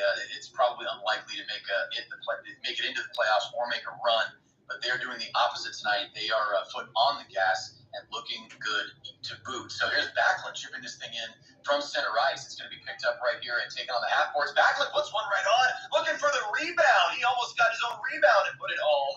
That was bouncing around in front. There was another Flame down low as well, looking for that rebound opportunity. Backlund with another solid shift. The Flames continue to stack good opportunities after seeing a bit of shaky play there for the first minute or two. In the second, they have put things right back where they want them. And now Dustin Wolf, nice paddle, reaches out, settles down a bouncing puck in front of him. But with 5 minutes gone, he's going to step out again, paddle this thing around to the far side, picked up there by Zach Whitecloud of Vegas. Now the puck bounces to the near corner. A little bit of a check right there, but stepping away from that thing was Dryden Hunt. Now the Flames will carry it out with Hunt with the puck on his stick. And he looks for that cross-ice angled pass. I did not see a number, but either way, it's off of the Flames stick and up into the crowd. So I know this is something small, but we watch it when we watch some of these hockey games and the way these goaltenders play the puck. If Dustin Wolf continues to play the puck the way that he has been, that also puts a lot less pressure on your defenseman. They might be able to break out a little bit and have confidence to set up a play. As we look at Backlund, when he hit the post on the second opportunity, that was a good work there. Yeah, I think that was off the trapper and off the post and out. Boy, another 2 or 3 inches, maybe elevating that thing. Backlund has the first goal of the game. But the Flames, a little consistency here, and not in the best way. They keep getting waved out of the faceoff circle. They've won one of those. They've lost 2 now with getting waved out in this period. So about 5.5 gone here. John Otto alongside Cooper Hopkins. That's backwards. I just said my own name second, John. That's got to be something new. We can evaluate that when we hit the second intermission. Why did I just do that? But now 9 shots for the Vegas Golden Knights, 16 for Calgary. Looking to continue to get opportunities here. Nice job by Marchessault keeping that thing in. The Flames getting a little gassed here, might look for a change, but they're going to go for a forecheck and keep it in. Now Marchessault's looking for a pass. He taps that stick on the ice, going to go for the wrister on the blocker save. Save is made on the right side, so a nice far post shot. And now Marchessault will leave the ice, go for the change. Bouncing puck there is backhanded on off of the end boards by the Flames and Matt Coronado. Smart play there, just making an opportunity out of nothing, and it is saved by Hill. It has looked good as we hit the first time out. Yes, he has. And now that you mix those names around, that just makes me think in the third period that I'm going to do the same damn thing. So thanks for that, but there is nobody else I'd rather work with. Well, you know what? Maybe it's I'm just trying to give you all the credit, my friend. You always come prepared. We always have a great time. The only thing you could do now to really step on it like I did is you'd have to switch it up. It'd have to be John Hopkins alongside Cooper. Then we have something on our hands. Yes, we would. This game's been a lot of fun, honestly. I like the fact that, again, look, we understand the standings reset. I won't hit that too many times. But it was a complete second period that got away from the Flames. Again, you mentioned a couple minutes into this, Vegas looked like they had a chance. I'm not going to sit here and say that they're frustrated mentally and all that, because Bruce Cassidy does a great job of getting everybody prepared and making them work. But I will say this, the Flames are making the Vegas Golden Knights work for this right now. Yeah, you're absolutely right. And let me just pose this question to you. Who do you think it is more challenging for the longer this game remains scoreless? Do you think that's going to be more difficult for the Knights to overcome or the Flames to overcome? I'm going to say from where we're at right now, I'm going to say it's more difficult for the Knights. I understand you had the heroics the other day against Seattle, but as this continues to press, you have to think the Flames are playing with the narrative, nothing to lose here. Do you agree?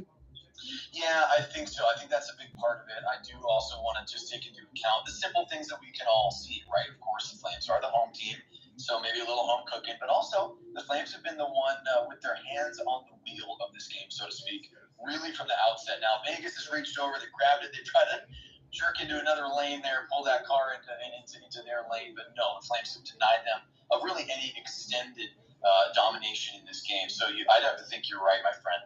The Flames, as long as they can keep this thing even, would be more likely, in my mind, to get that advantage where it counts the most on the score sheet. Good job for Sportsnet there between Pelche and Coronado, showing that communication for the two young guns. Love to see it. Yeah, you got to think they're going to be around here in Calgary for a good amount of time, and love to have that communication early, establish that connection.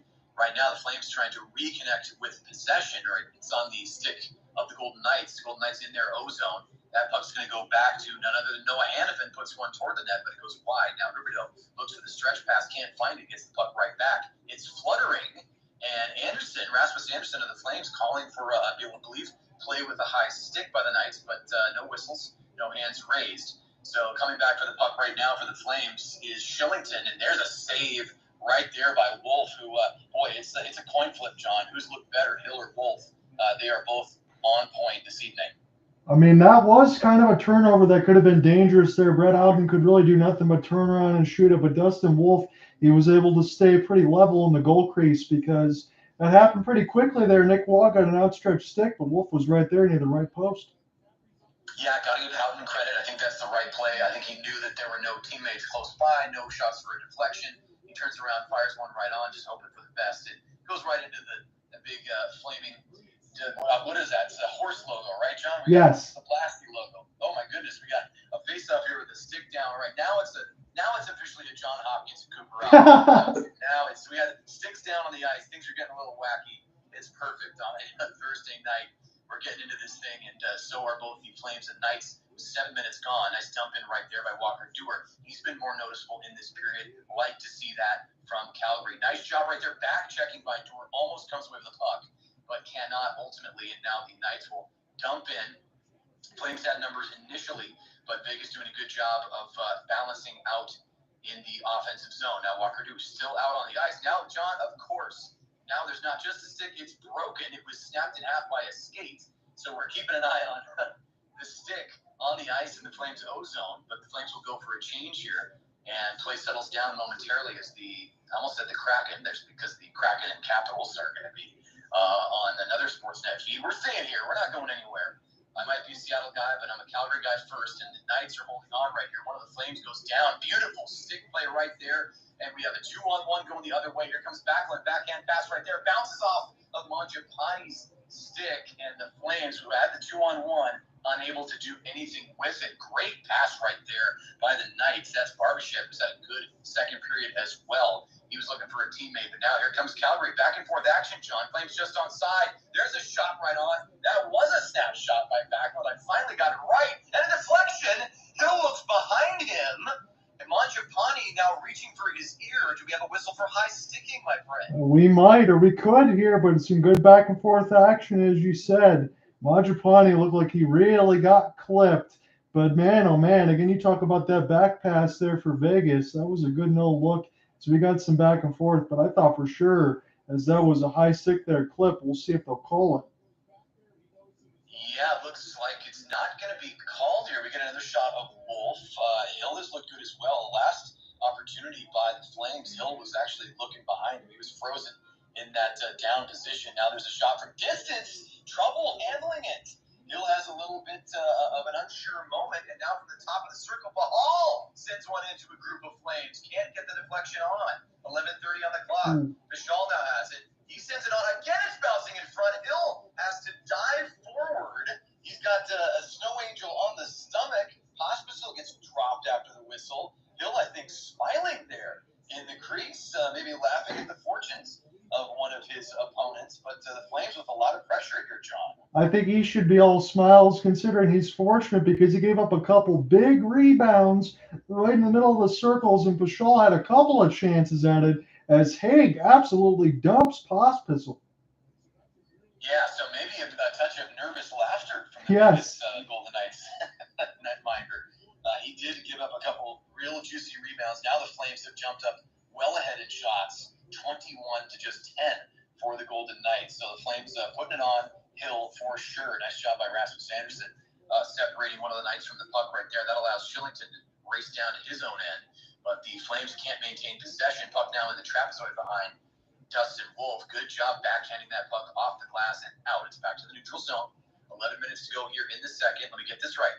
Cooper Hopkins, that's me, alongside John Ott. That's the other guy on this broadcast. Exactly 11 to go here. Huberdeau tries to dance around. That was McNabb of the Knights, but McNabb wipes him out of that play, and the Knights will take over, chip this thing in. Flames are going to have no problem chasing down in the near corner to Wolf's right.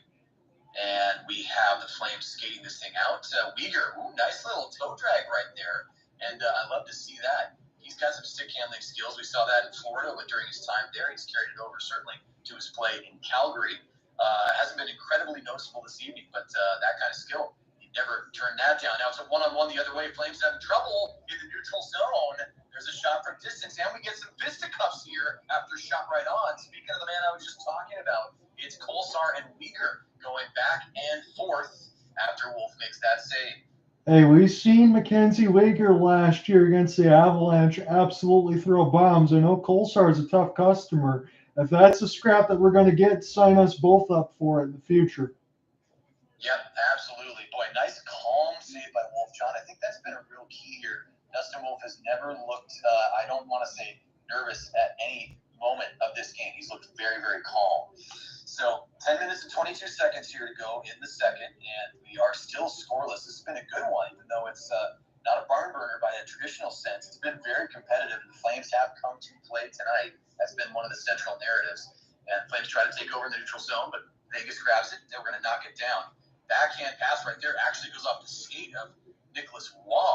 So the Flames will take over after it bounces in their own end. And here comes Hunt with it.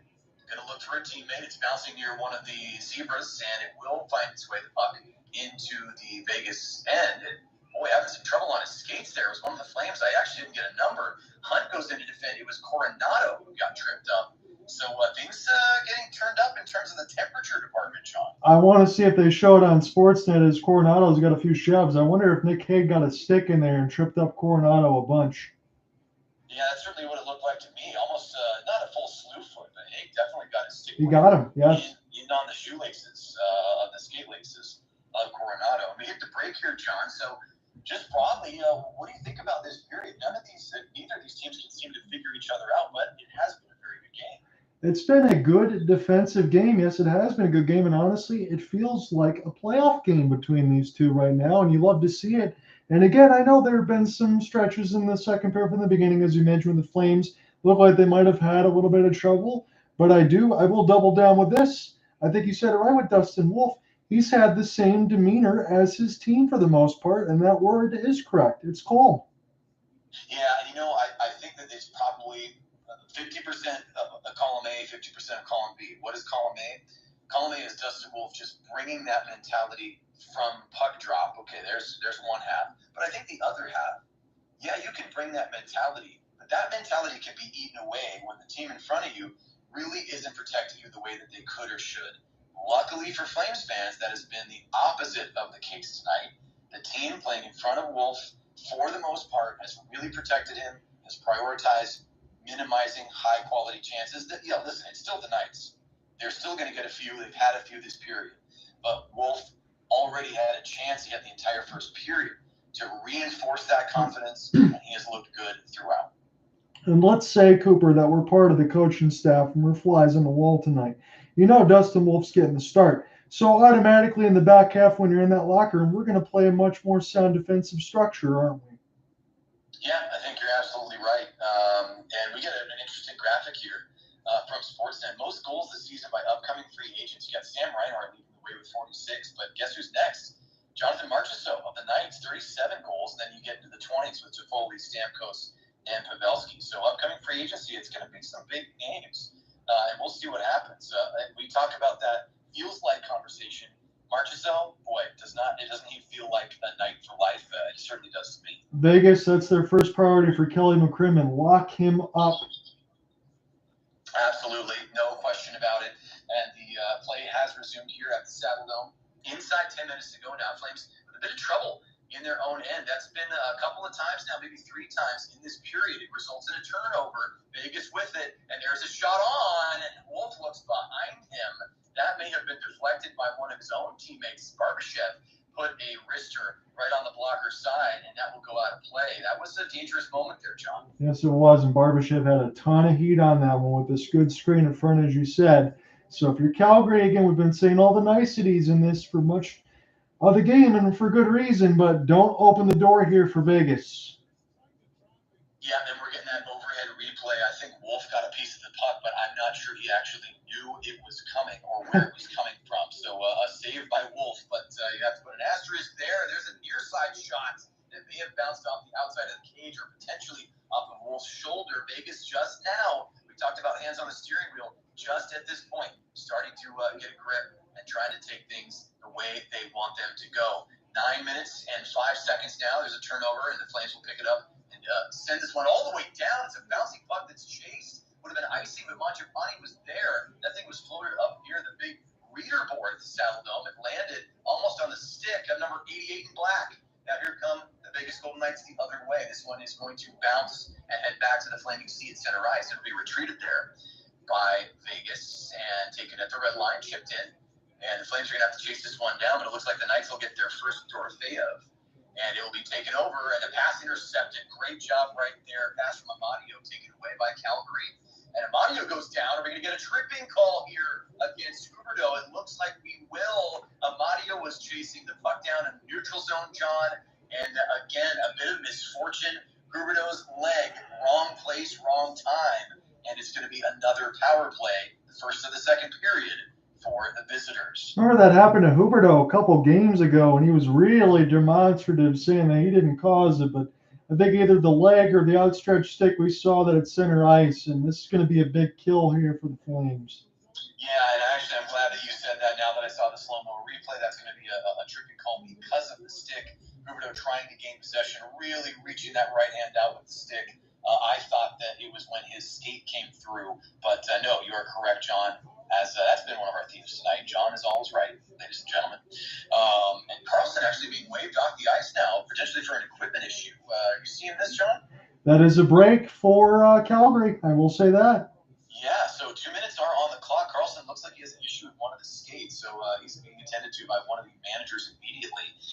A little reset here. Zeros in the score sheet for both of these teams. Also a zero when it comes to the power play for Vegas. They're 0 for 1 with 2 shots.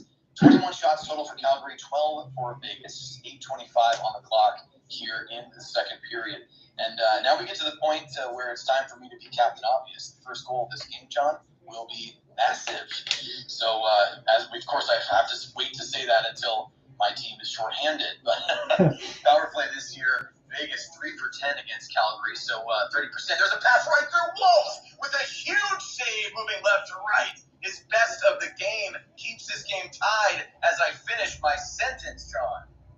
Chandler Stephenson wanted to lift it, but you know why he couldn't? Dustin Wolf tracked it the whole way, slid from the right to left post, and made a beautiful stop. Yeah, and absolutely gorgeous save. I will say that one of the saving graces there, no pun intended, is that the Stephenson shot came just a touch late. Pass might have been a little too deep. That was a sharper angle than I think Stephenson would have liked to have. But in the last 10 games, Stephenson no slouch, 10 points. He's a point-a-game guy, 4 goals, 6 assists. So 8:06 here, and we're having some trouble getting this face-off started. And Vegas with a little displeasure in that regard. Only 19 seconds gone here in their power play. They're going to win this face-off pretty cleanly. It's going to go right back to Theodore. Now the puck is battled for by the Flames at the near half boards. They're going to come away with it. There's a pass to center. Are they onside? I believe so. A backhanded pass! And it was Rooney with a chance, and he is denied. Not the greatest opportunity, but the Flames made something out of nothing. Man, they love to score shorthanded. They did it all right there, made it look pretty, just didn't finish the play. So the Flames now with a huge chance shorthanded, and we have 1 minute and 10 seconds to go in the Golden Knights power play. The puck is picked up by Theodore after being touched by Hill. Now it's dropped back. The Golden Knights are going to lead themselves through the neutral zone on this charge right here. Going to be picked up by Barbashev. There's a slapper from distance. Puck bouncing. No, it is stopped cleanly by Dustin Wolf, and it was Noah Hanifin who put that puck in on the Flames' young netminder. Yeah, a lot of extra applause there, Hanifin and Wolf. And the other thing that we got to mention here on the power play side is it will continue. Karlsson is now back on the ice. Yes, he is. To look out for Wild Bill. And, boy, Rooney, he gets the tap on the behind from Dan Vladar. I think Rooney wanted to finish that play. How big would that have been to not only score, but score when down a man? So still 55 seconds here, and a nice job by Michael Backlund to win defensive zone draw, but the puck is tied up in the far corner. Wolf watches on wrapped, and there's a centering pass right there that luckily Flames in right position to intercept, and they will clear all the way down. So again, Noah Hanifin, I'm still getting used to that number 15 on the sleeve, those television numbers. But you can't miss the flow. It's classic Noah Hanifin. And here come the Golden Knights the other way. They're going to find this puck in the near corner. It's bouncing right here. Good job by Uyghur to lift the stick. He spins, looks for the puck, tries to clear it out, but Hanifin with a good glove keeps it down. Now Backlund backhands it away. The puck does find its way back to Hanifin. Golden Knights here with 18 seconds. They send a shot in from distance that goes wide. And for the Flames fans, a little sigh of relief right there. Only 10 seconds now as the puck went back to neutral ice. It was picked up by Noah. And here comes VGK yet again. Nice drop pass right there. Centering. This one's in the top of the right circle. Shot on there, but it was never going to make it to Wolf as Uyghur got in the way. So now the penalty has expired. Uyghur doing some good job checking right there against William Karlsson. The Golden Knights still hold this thing in. Noah Hanifin calls for the pass, doesn't get it. It's dropped down to the near corner. Now I was about to say the Knights, but because I was used to them having the puck, guess what? They don't for a moment. White Cloud picks it up, though, after the Flames clear. 6 minutes to go here. Some good back-and-forth action, but the Golden Knights starting to even the tone of this game. And a centering attempt there is stopped cold, and Huberdeau is going to send it over to Pospisil. Pospisil chasing it down. Nick Hay now, he's got some pressure on the puck. The Calgary Flames looking to regain possession. Marchessault, he sends it back to Nazem Kadri. Under 6 minutes to go now here. It's backhanded along. Huberdeau put some pressure on that far board. Good job. That's a great forecheck. He allowed the Flames to keep possession, and here comes Marchessault. Going to send one on. That one was heading toward the net. I think Hill got a piece of it with the right pad. 5:20 to go here. The Flames had their first shot in several minutes. There's a backhand pass attempt through the legs by one of the Flames back in Gretzky's offense, picked up by Pospisil. He looks to center, and that one goes up in the air somehow, maybe off his skates. Marchessault barely keeps it in. Flames with some good sustained pressure here, but they lose possession of the puck. And the Knights, who have been out on the ice for quite some time, are going to go for that change with a tad of fatigue in their stride. So under 5 minutes to go here, John. I'm going to take a deep breath, literally. My goodness, we've had some back and forth action. And the Flames now looking to break out of their own zone.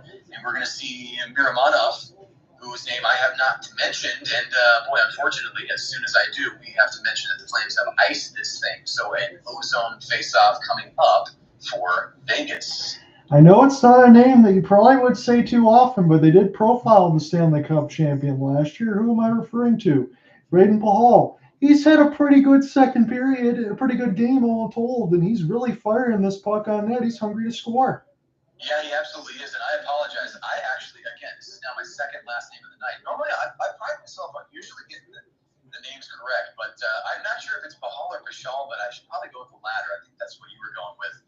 What's my deal with names tonight, John? We're going to have to talk about it in the postgame. We have to do some therapy here, my friend. So 4:20 to go in the second. Definitely a hotly contested game here. No pun intended. Flames looking to have an advantage in the ozone right there, but the pass bounces off his skate, and Vegas will take it over. And they'll send this one through the neutral zone where it now goes back to Calgary. So, again, back and forth. 4 minutes. Here comes Sharon Goldman for the shot right on. It gets through. He needed Hill, but he got just enough of it with the right elbow to send that thing wide of the far post. So Sharon Govich, boy, still scoring, showing that scoring touch, John. That one just happened to not bounce in. Now less than 4. I keep going to that score clock because it looks like we are headed for 2 scoreless periods at that point. But, of course, I'm tempting the hockey gods now as the puck bounces right to Dustin Wolf. He goes well out of the cage. He's out and has to dive along the ice, John. Oh, my goodness. Himself. I can't believe what I just saw. The Flames ice the puck. A huge Mike Smith-level mistake from Wolf, and he bails his own team out. I'm sorry, Cooper. I didn't mean to jump all over you, but that was an astronomical save to bail his team out. He made a bad play. He was diving for it there, but what a ridiculous save to keep this goalless. I cannot believe what we just saw, John. It is Karlsson, none other than assistant captain Wild Bill William Karlsson, who has not just a wide-open cage and a literally untended net that Wolf dives back into. I apologize for shouting into my microphone, but that was an absolutely insane moment. And Wolf is right back out in the trapezoid, handling the puck like nothing happened. 3:10 to go in the second. A massive point in this game. Should be 1-0 Vegas. but Karlsson denied by Wolf, diving with the paddle across the crease to save the Flames. The Flames right now with the drop pass, they're going to carry it into the O-zone. Under 3 now, 24 shots, Calgary 16, Vegas. Boy, that 16 should have been their first goal, but it was not to be. So one of the Golden Knights goes down right there. A one-time attempt right there by Marchessault goes big. That one was whiffed on just a tad. And here come the Golden Knights the other way. Boy, nice job right there by Amadio. He's been looking very strong tonight. Was almost able to step around one of the Flames defenders and create something for himself. So a pass right there to Dewar, bounces off of a body, and it will go back to the neutral zone. Immediately picked up by Calgary, sent back the other way, chasing down his Dewar. Boy, he's had a great second period. Love his jump, love him moving his feet the way he has. But here come the Golden Knights. So dangerous, almost cutting through the whole team with Shea Theodore. Yes, defenseman Shea Theodore. He's doing his adorable. There's a shot, and I don't believe it, John. A huge goal right there. The Flames turn it over, and finally the magic has run out. A slapper 1T is the first goal of the night. It's Vegas 1, Calgary nothing off of the stick of former Red Wing Anthony Mantha. Wow. I mean, I guess the scoreline probably is where it should be, but Shea Theodore pretty much got the whole thing started. Able to get the skate through. Howden gets a puck retrieval. It goes to the right to left dot. Mantha's all alone there to be able to finish that one off. He's pretty clinical this year, and he gets Vegas on the board. Yeah, that's a tough situation. Classic over pursuit right there. That is the Flames just diving down to the puck carrier. They see the first pass, but never look at the second.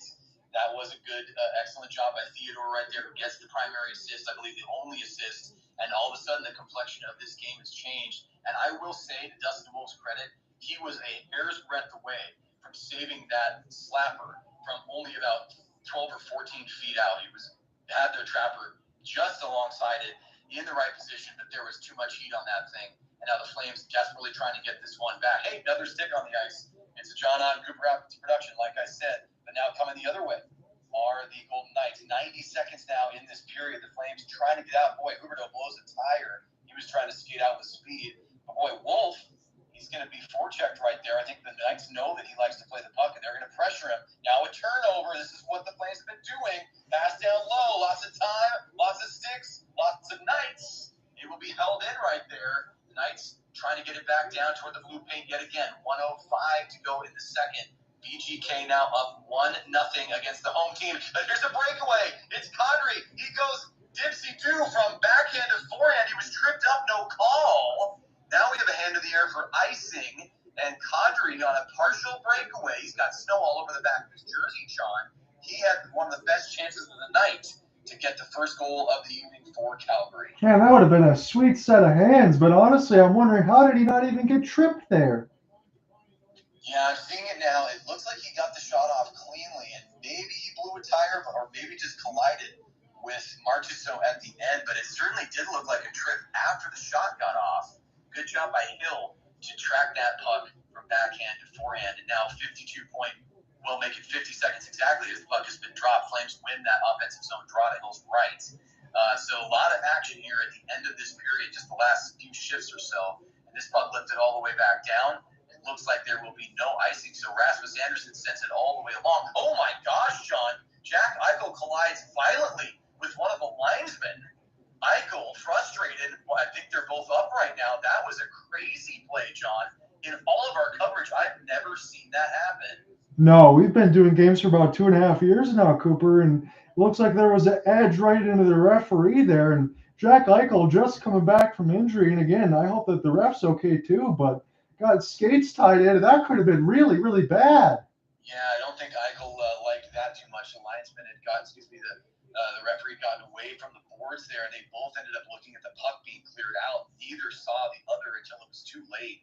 My goodness, I'm glad they're both up and okay, but that could have been knee to knee. Well, that's the kind of thing you get 5 minute majors for. But here come the Flames. They have the puck in their offensive zone with 15 seconds to work. Good job right there by Calgary to keep it in. Andersson tries to chip it down low again. It's now behind Hill, picked up by the Knights. 6 seconds here. Andersson trying to forecheck, comes away with a puck. It's bouncing, but the Flames will not be able to get to it. Shillington too far away, and the puck is chipped out, and we hit zeros in the second period. So 2 Periods, down, John, 1 goal, and it took everything.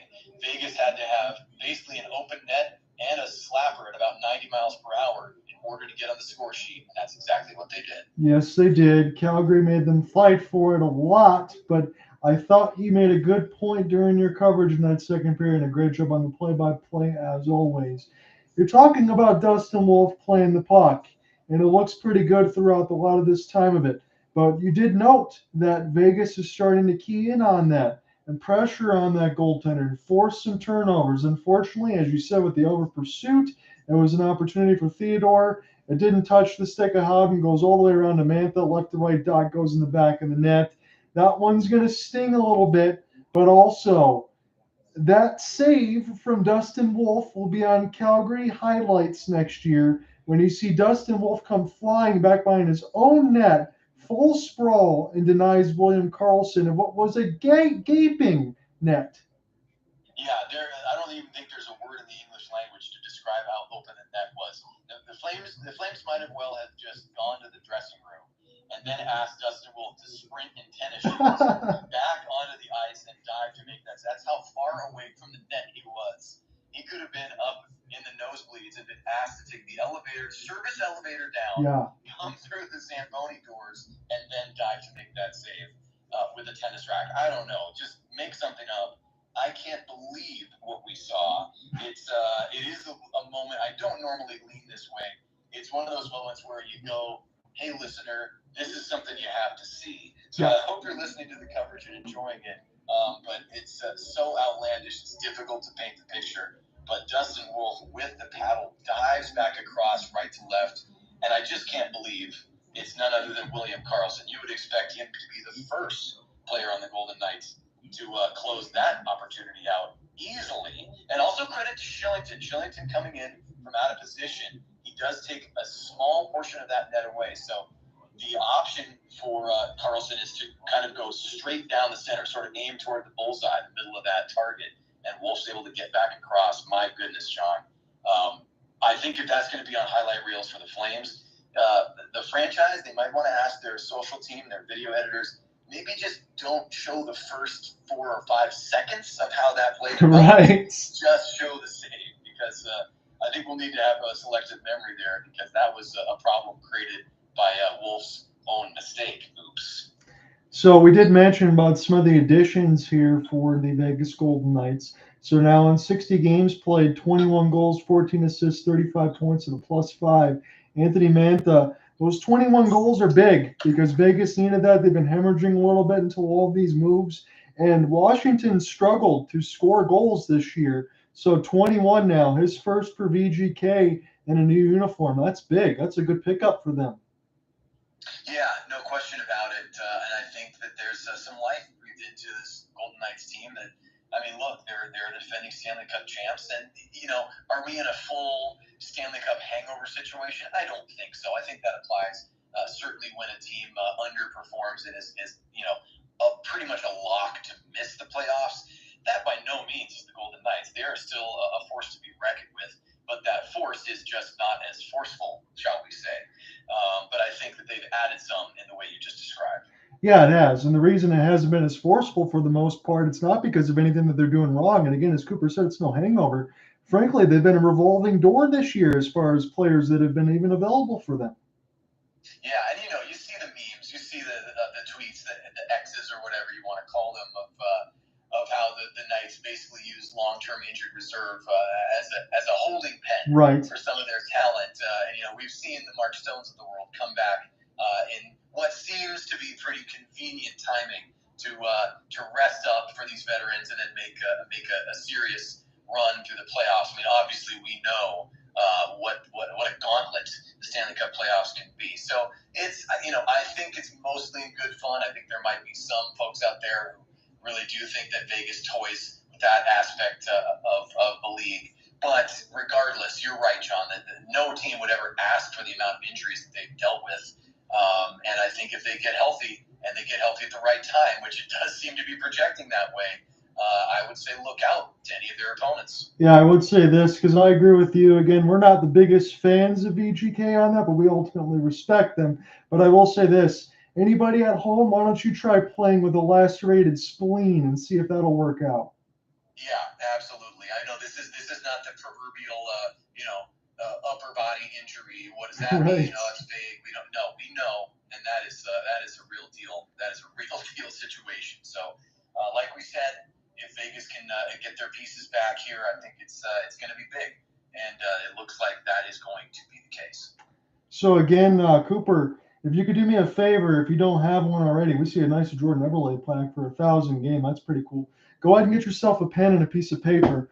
I'm just going to go ahead and do a quick reset here. Adin Hill, we should be talking about this as well. I know the rebound control has been a little bit of suspect, but 25 out of 25 for Adin Hill. He's had some games where he's been a little bit up and down, but the Vegas netminders played pretty well through 40 minutes.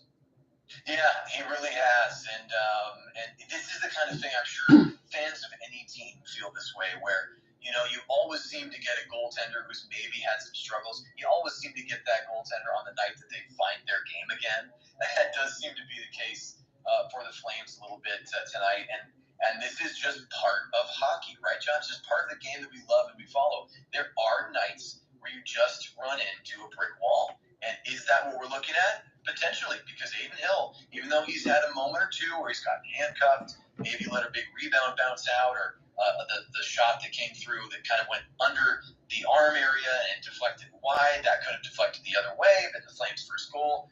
Any number of hypotheticals. Sure, we can go through, we can pretend as much as we want, John, but the reality is he has made the stops, period. Yes, he has. So I know that we have a while before we get next year's schedule as far as NHL. We got playoffs and everything else upcoming, but this is the reason why I'm going to ask. I know it's a small announcement, and Cooper, feel free to say no, you don't have to. I know we've been talking about potentially meeting up for a game at some point and watching one together. Well, I was out with my cousin Annette last week, went out to dinner and stuff, and I didn't mention this. She mentioned to me. She goes, "What are your plans? Are you still trying to figure out a way to get to Seattle? Because I want to go to a game and have some fun in the Emerald City too." I said, "Yeah, I work with Cooper. We do some games. We're trying to figure this out."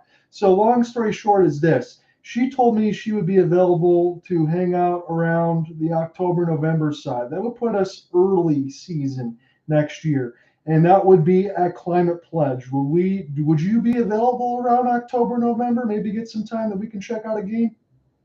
Well, listen, I am up in Seattle a good handful of times every year. It's anywhere from 4 or 5, sometimes 6 times a year. Got the family up there still, niece and nephew. So I always love to go up there. But if you're telling me John Ott is in Seattle, you think I'm not going to be there, my friend? Come on. Plus, not only do I want to jump in and have a great time in my hometown with you and maybe show you around a bit, obviously go to a game. But it's also mid-November, if that's the way we go. It could be a little birthday celebration for yours truly. I got a birthday on November 14th. Very cool. Maybe that's something we look at. And you can probably wear, I will show you the team store where I bought your Matty Beniers jersey, my friend. So you get to go to the source. You can be at the origin point where you got your of course, your prized possession for your Michigan man. So I'll let her know about the dates and possible. Maybe you're thinking around mid-November or something like that, and figure it out. I don't care if it's a Red Wings game or not. I mean, hell, if it's a Calgary game between Seattle, that's cool too. Let's just try to find a date that'll work for both of us. I'll let her know, and I'll get back with you pretty soon. That sounds great, man. No, absolutely. I would love that. And listen, I have not been out to your neck of the woods either, so maybe we have to do a home and home kind of situation, like our teams do. We might have to go on a back-to-back where you come out to Seattle and then I'll have to come out and head to Little Caesars, watch some Wings games.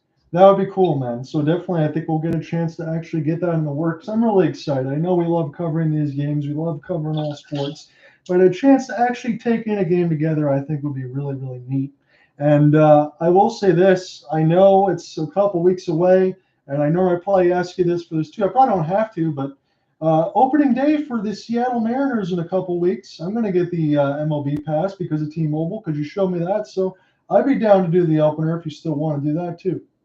Yeah, let's take a look at it. I mean, it's always hard to believe. Here we are watching hockey, watching these boys with their sweaters on the ice, and I'm still thinking it's winter. But hey, here in Los Angeles, it hasn't gotten hot again yet, but the sun is coming back out. I think the winter rain has stopped. Of course, not snow for us out here in Southern California, but I'm just hearing you talk about it makes me excited. And hey, what's old is new again for Mariners fans. You know what? Having Mitch Haniger back on the squad just feels right. I'm sticking with our theme.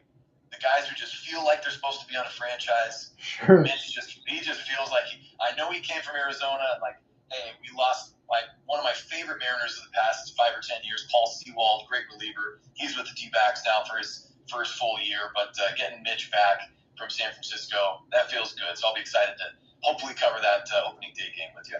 Yeah, I don't want to mention it too much, but again, it's also a big pickup because, again, you move on from Eugenio Suarez, but you get Jorge Polanco, who's going to solidify that middle infield. That's not a small pickup. Yeah, it's very simple, and I've seen a lot of people talk about it. It has not been the case in a number of seasons for Calgary. Having an everyday, fully reliable, he's going to be out there, second baseman, just in the lineup, in that spot, taking care of that part of the diamond. I think it's going to be great for the Seattle Mariners. Yeah, I love how you mix it in between Seattle when you said Calgary at the beginning. We got numbers and teams all over the place right now. I know I'm going to be ready for my third period when I bounce all over it as well. I hope at least by the time I portion of the call, maybe we can get this game tied up. If I'm going to go with complete superstition, I'll have you take the beginning portion and I might close it. I don't know. I think that's fine. Let's try it. A lot of times you'll jump back in and who knows, we'll get maybe 3 more goals from the Knights and 1 dribbles in for the Flames, but we'll see if we can flip that on its head. I'll keep it rolling and we'll trade off when we hit that halfway point. How about that? That sounds good. So Dustin Wolf, they're showing him again. I love the. I want to go to the Saddle Dome before it closes. I really do.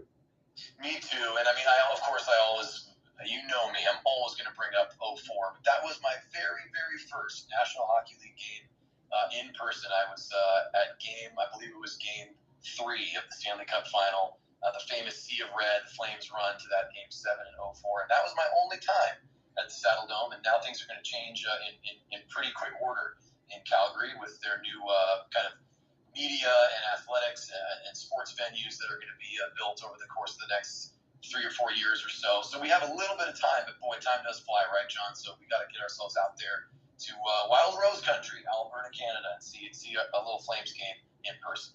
Yes, we do. And again, a little bit of update because I know we're deep into the second intermission. Let's just give you the up-to-date standings right now. So I don't think it's ever too early to say if the playoffs started today. Well, I guess I'll just start in the East and the Atlantic because it's going to happen again here, Cooper. It's the Bruins and it's the Maple Leafs. What do you think about that one? Yeah, you know what? For whatever reason, maybe it's recency bias. I'm just looking at what the Leafs are doing. I just like the Leafs. And John, just to clarify, are you talking about kind of their projecting as we get through the regular season or just tonight? Let's just say through the regular season, who would you like between Boston and Toronto? Because it seems like that playoff matchup's going to be set in stone.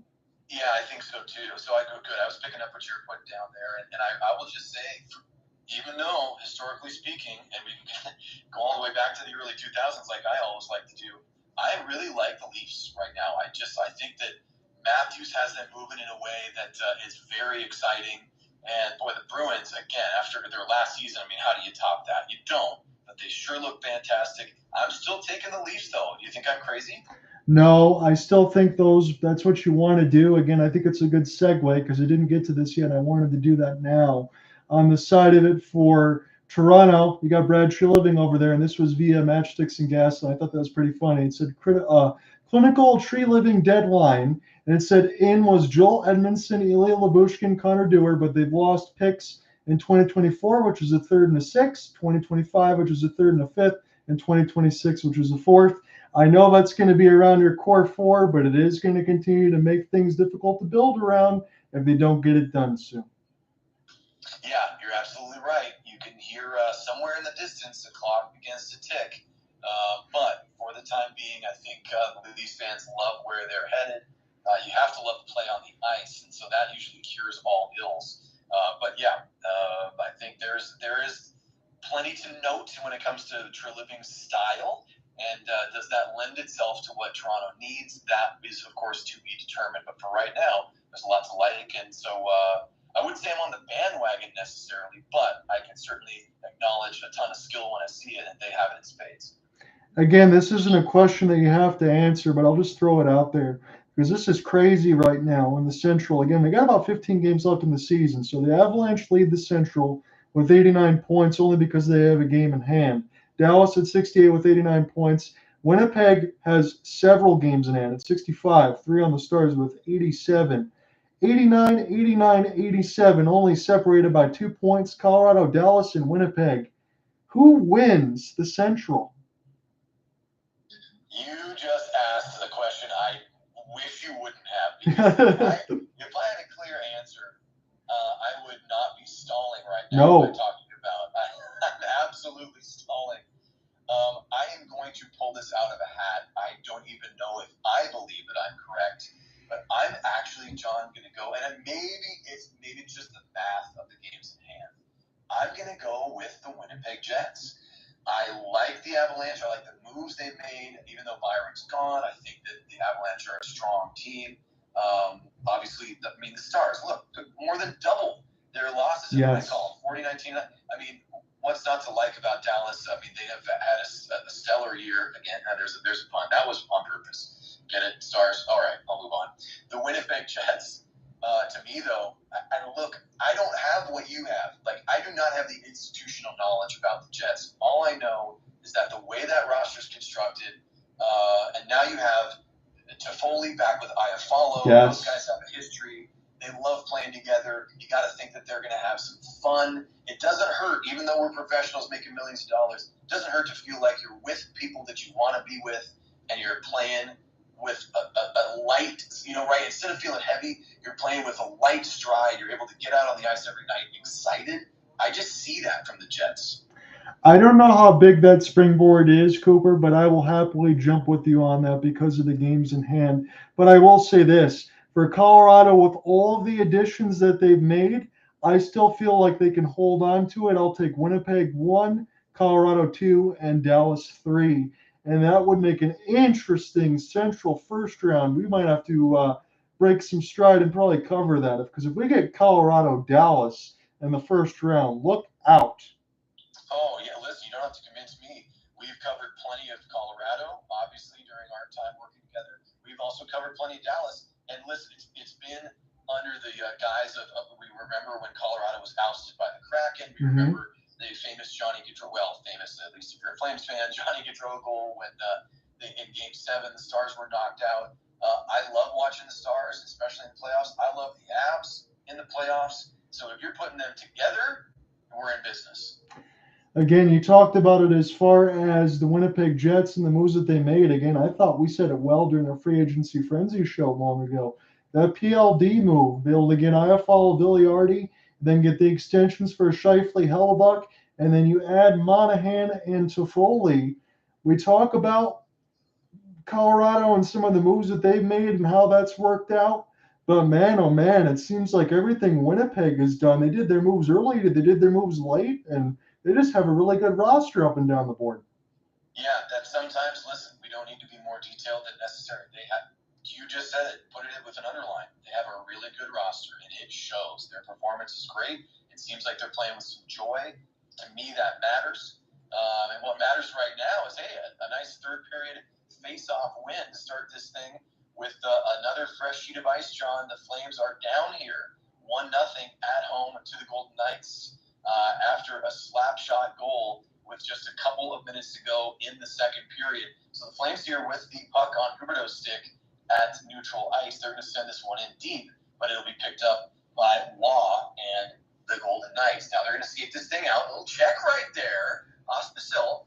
He's going to get Kolesar down on his back, but the Knights hold it in here. 30 seconds are gone in the third. Wolf looking behind him right now. This will be sent around the boards, picked off by the Flames. Will they try to carry this one in? Yes, they will. Here comes Pospisil, and the Flames will come in, but it bounces off the stick into the near boards.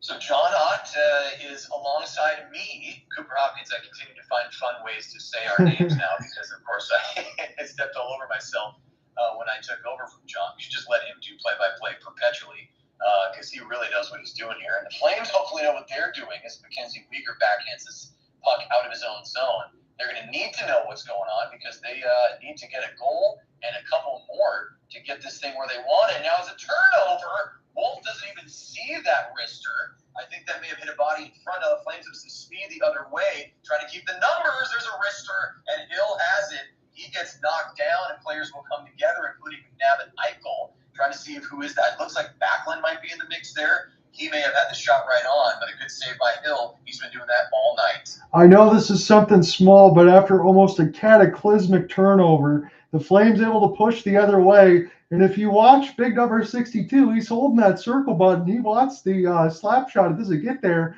and then they bowl over Hill. Yeah, no, absolutely.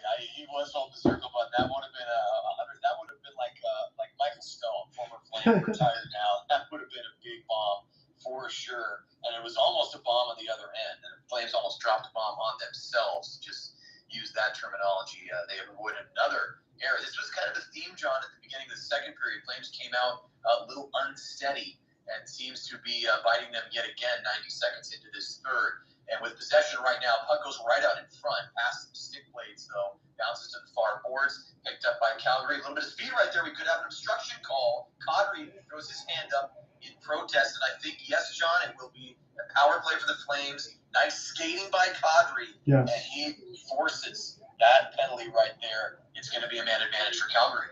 It looks like Haig, I think, is going to be going in the box for that obstruction. But, yeah, I mean, that's the second time I thought Nazem Kadri should have been able to draw a penalty. This is the first one that's actually going to be called. But he's had a pretty strong game right now, and that's a dangerous hit up toward the face. Yeah, that's in that collarbone neck area. Any higher, you maybe have more than just the 2 minute there. But that will be an interference call. So it's another power play for the Flames. I believe just their second of the game. Yes, indeed. They have 3 shots on the power play. They are 0 for 1 so far. Their only other man advantage coming in the first period. So here come the Flames. They're going to carry this one out of their own end. They'll drop this puck back momentarily. 15 seconds have already gone. Kadri stays out there. He'll skate it forward, tap it over to Huberdeau. Huberdeau looks to find Kadri again, but the Knights will pick this one up, clear the puck down to Dustin Wolf, who happily takes the puck on his paddle and will leave it for his teammate. That was picked up there by Miramonov, and now the Flames are carrying it over the blue line. It's held there by Pospisil, but the Flames immediately let this one go. It would have been cleared all the way down, but it bounces off of, I believe, Mackenzie Weegar. Now he goes to Kadri. Kadri backhand pass to Huberdeau. He'll skeep this one in toward the blue paint. Goes forehand, backhand, right to the crease, John. He almost finished that play, but Hill says no once again. And he's continued to be strong. I know it's kind of a low-key thing in this game, but Aiden Hill, that was a great move by Jonathan Huberdeau. And you know what I love about that? He took that toward the right side dot with conviction, forehand, backhand, and Hill denied it. Yeah, absolutely. He beats 2 Golden Knights on that play. He beats Pietrangelo and I think McNabb, or no, excuse me, it was Eichel. So he beats Eichel and Pietrangelo. And if he would have held on to that puck maybe a split second longer, he might have found the far post. There's a pass across to Weegar, but he has trouble handling that from Anderson. Now the puck goes back to Backlund. There is a wrist shot, left-handed Swedish centerman wearing the C for the Flames, and that one bounced off the leg in front. 50 seconds here in the power play for the Flames. Rasmus Anderson will pick up the puck. VGK retreats. Now Backlund turns the puck over. Yikes. Law picks that one up, and now the Golden Knights will have a chance to saucer this puck all the way down and kill some more time. 16:45 in the third. Cooper Hopkins on play-by-play. John Ott will take over play-by-play when we reach the halfway point here, or as close as we can get to it. Nice clear by the Golden Knights yet again. Wolf is out in the trapezoid, and as we predicted, John, there's that forecheck by the Golden Knights, but the Flames will carry out, boy, a lot of trouble by the team in the Blasty jerseys, those Calgary Flames, just hanging onto the puck right now. Things are a little rattled. I'm not sure exactly why, but they've got to get things dialed in if they want to tie this game. Vegas has played a tight game. It's been a tight game overall, and Hill has said absolutely not to every scoring opportunity the Flames have had, regardless of quality. Now Hunt has it. He's going to dance around one of the Golden Knights, and now the Flames run into each other. But John, somehow, Sharon Govich bounces this thing in. The weakest shot possible beats Hill, and we are tied. We were just talking about baseball on the intermission. That was a little of a knuckle puck. That surprised me because, as you said, Eichel's in disbelief. It looked like the Flames are about to run into each other, and I'm not even exactly sure how Sharangovich got a piece of that puck. I'm getting the replay now near the right side blue line. Good skate by Dryden, and that was just a flutterer. It might have bounced off of Hill and went in the net. I think you're right. We see the overhead replay. Sharangovich somehow stays with the puck. He was almost defended by his own teammate inadvertently. Knocks that thing out of the air as it bounces, and I think it was deflected in at an angle by Hill's paddle. So Hill once again gets a piece of it. It wasn't even a clean goal in terms of just hitting the net. It does hit Hill, but it does hit Twine. So we got that goal exactly 4 minutes into the third. We're now tied, and this game has changed. And there's a back pass to the near corner, Theodore. He goes cross ice. That is Sharangovich. He is nearing the 30-goal mark, John. What a pickup. Want to talk about Conroy's performance? Just getting him alone is a huge, huge boon for the Flames general manager. Now McNabb for the Golden Knights trying to send this thing back into the ozone. Can't do so, and the puck goes back to Hill. 15-20 on the clock. 29 shots for the Flames. Their 29th is what it took. They finally got one off of the stick of the former Devil, Igor Sharangovich. 18 shots for VGK. They have the one goal as well. We are tied. That's how we got where we are. 15:05 as a really speedy wrister comes in from White Cloud. I think that may have been a slight blocker saved by Wolf where it went wide. Either way, White Cloud, he's known to have a bit of a scoring touch as well. We can call him the Golden Knights Zadorov, if you will. I think you might have mentioned that before. Now we have under 15 to go. Clock still moving here as the Flames and Golden Knights both are. They've been skating well, these two teams have been, all night long. Flames have this thing. Going to go cross ice from the far side to the near side. Here comes Huberdeau, who's looked great. Backhand pass! John, there's a shot and a rebound. It's bouncing to Hill's right. And my goodness, Jonathan Huberdeau has looked better than I may have ever seen him, John. There's a cross ice pass all the way to Coleman. Some of the Flames fans jump out of their seat feeling like Coleman would have had a clean scoring opportunity. Ultimately doesn't get a shot off, but here come the Golden Knights the other way. Dorofea sends a huge slap shot in. That one deflected up into the netting off of someone. I'm going to take a quick breather, and I think we both should. This game going crazy now, John. Yeah, it is, and I officially say it now because I agree with you. Jonathan Huberdeau has looked the best he's ever looked in a Flames uniform. Dare I say, he looks like his Florida Panthers self. What a feather pass away from Pietrangelo and Hanifin. There is no reason why they wouldn't be all turned around, and Coleman got wide open because of that great play.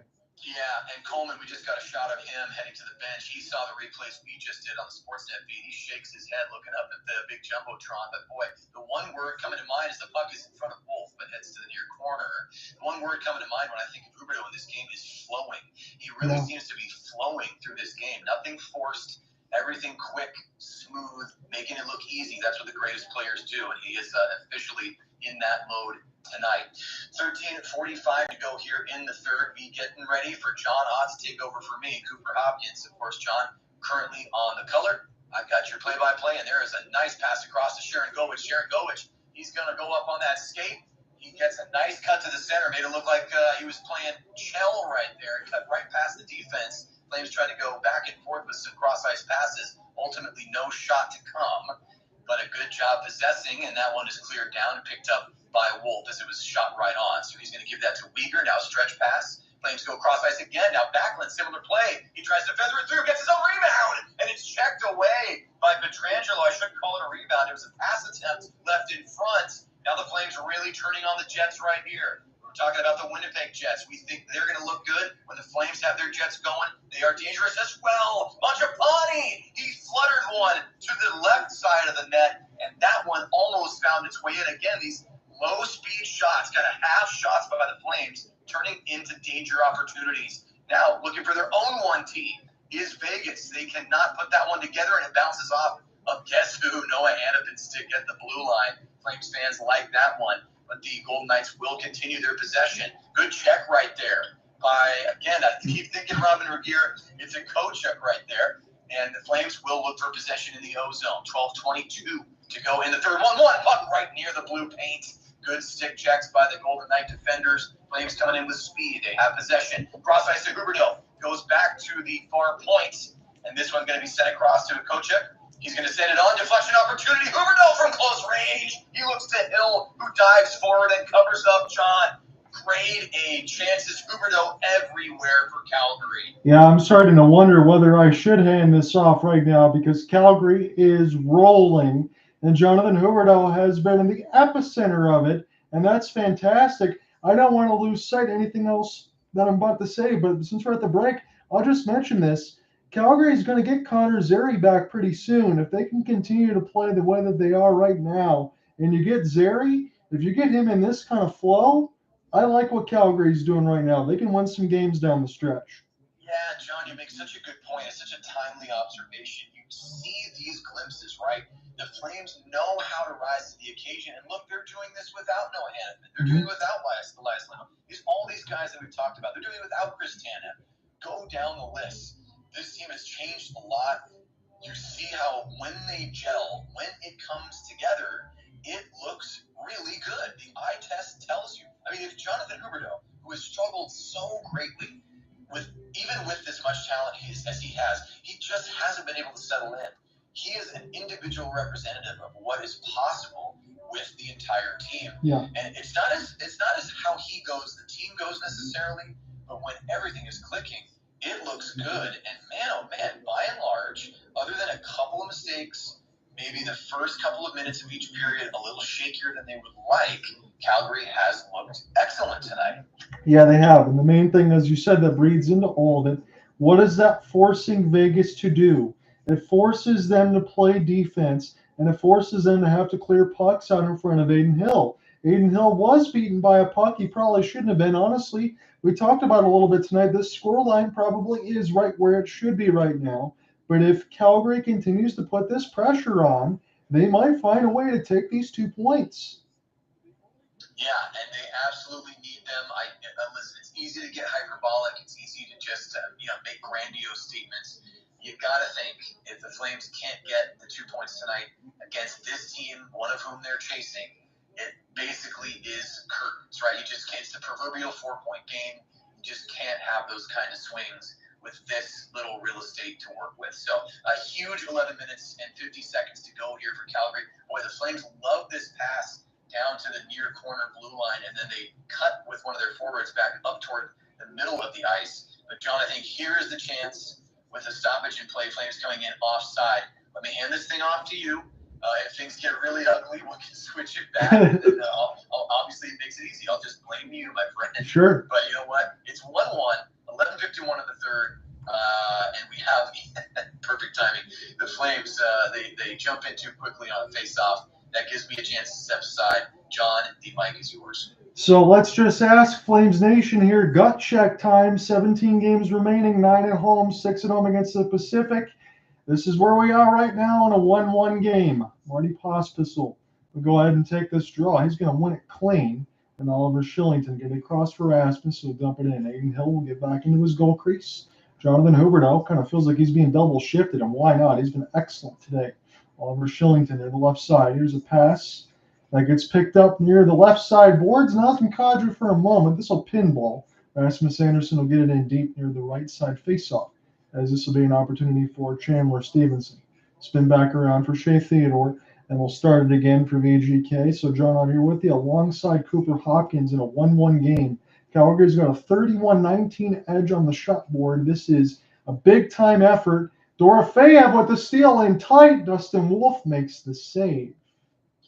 Yeah, he does. And that looks like maybe an unremarkable play, but Dorofeyev made that happen. He kind of got something going out of nothing right there. Did a great job to maintain possession. Backlund almost trips him. Dorofeyev creates his own opportunity from in close. Big save by Wolf. So it's another one in close. Karlsson was there on the step as well. Amadio, Dorofeyev, they're showing him 4 goals, 16 shots in the last 6 games. The depth for Vegas continues to get the job done. William Karlsson falls down. This is with Hunt now off the sauce, but it bounces back, and the Flames have to check back up and get on side as Adin Hill will go ahead and stop it. We're almost halfway through this third period. It's a tie game, and as Cooper said, it's going to be a 4-point swing nonetheless. Amadio. This gets flipped up for Pietrangelo, former St. Louis Blues captain, and we get a whistle. Yeah, we're getting a shot at Coronado right here. He looks particularly frustrated. I think I'm not with Hunt. He happened to be talking to his teammate right now. But Coronado not liking whatever took place on that last shift for him. So maybe we'll get a replay here in a little more detail. But yeah, John, you just called it out. We're nearing that halfway point in the third, and the Flames breathing heavy on that bench. You can see they're bringing the effort tonight. They win a faceoff right here. Back to you.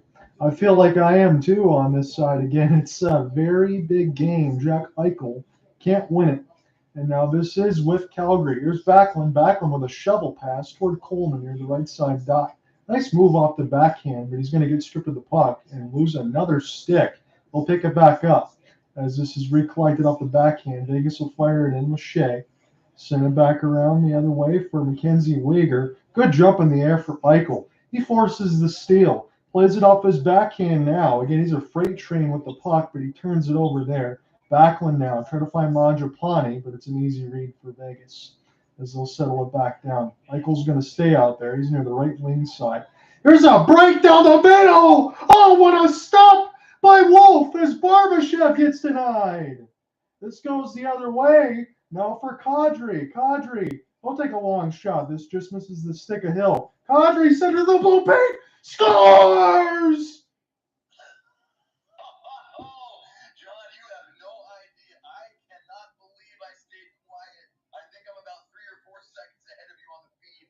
Dustin Wolf denies Barbashev a full, unmolested breakaway. He goes backhand, forehand. Wolf makes it look easy for his now biggest save of the game. I love the paddle from the earlier period. But that was the biggest stop at this game. Tied 1-1, and Coleman leave it to the Stanley Cup winner on the doorstep. Separates from Haig, uses a little physicality, and a greasy goal down low gets the lead for the Flames.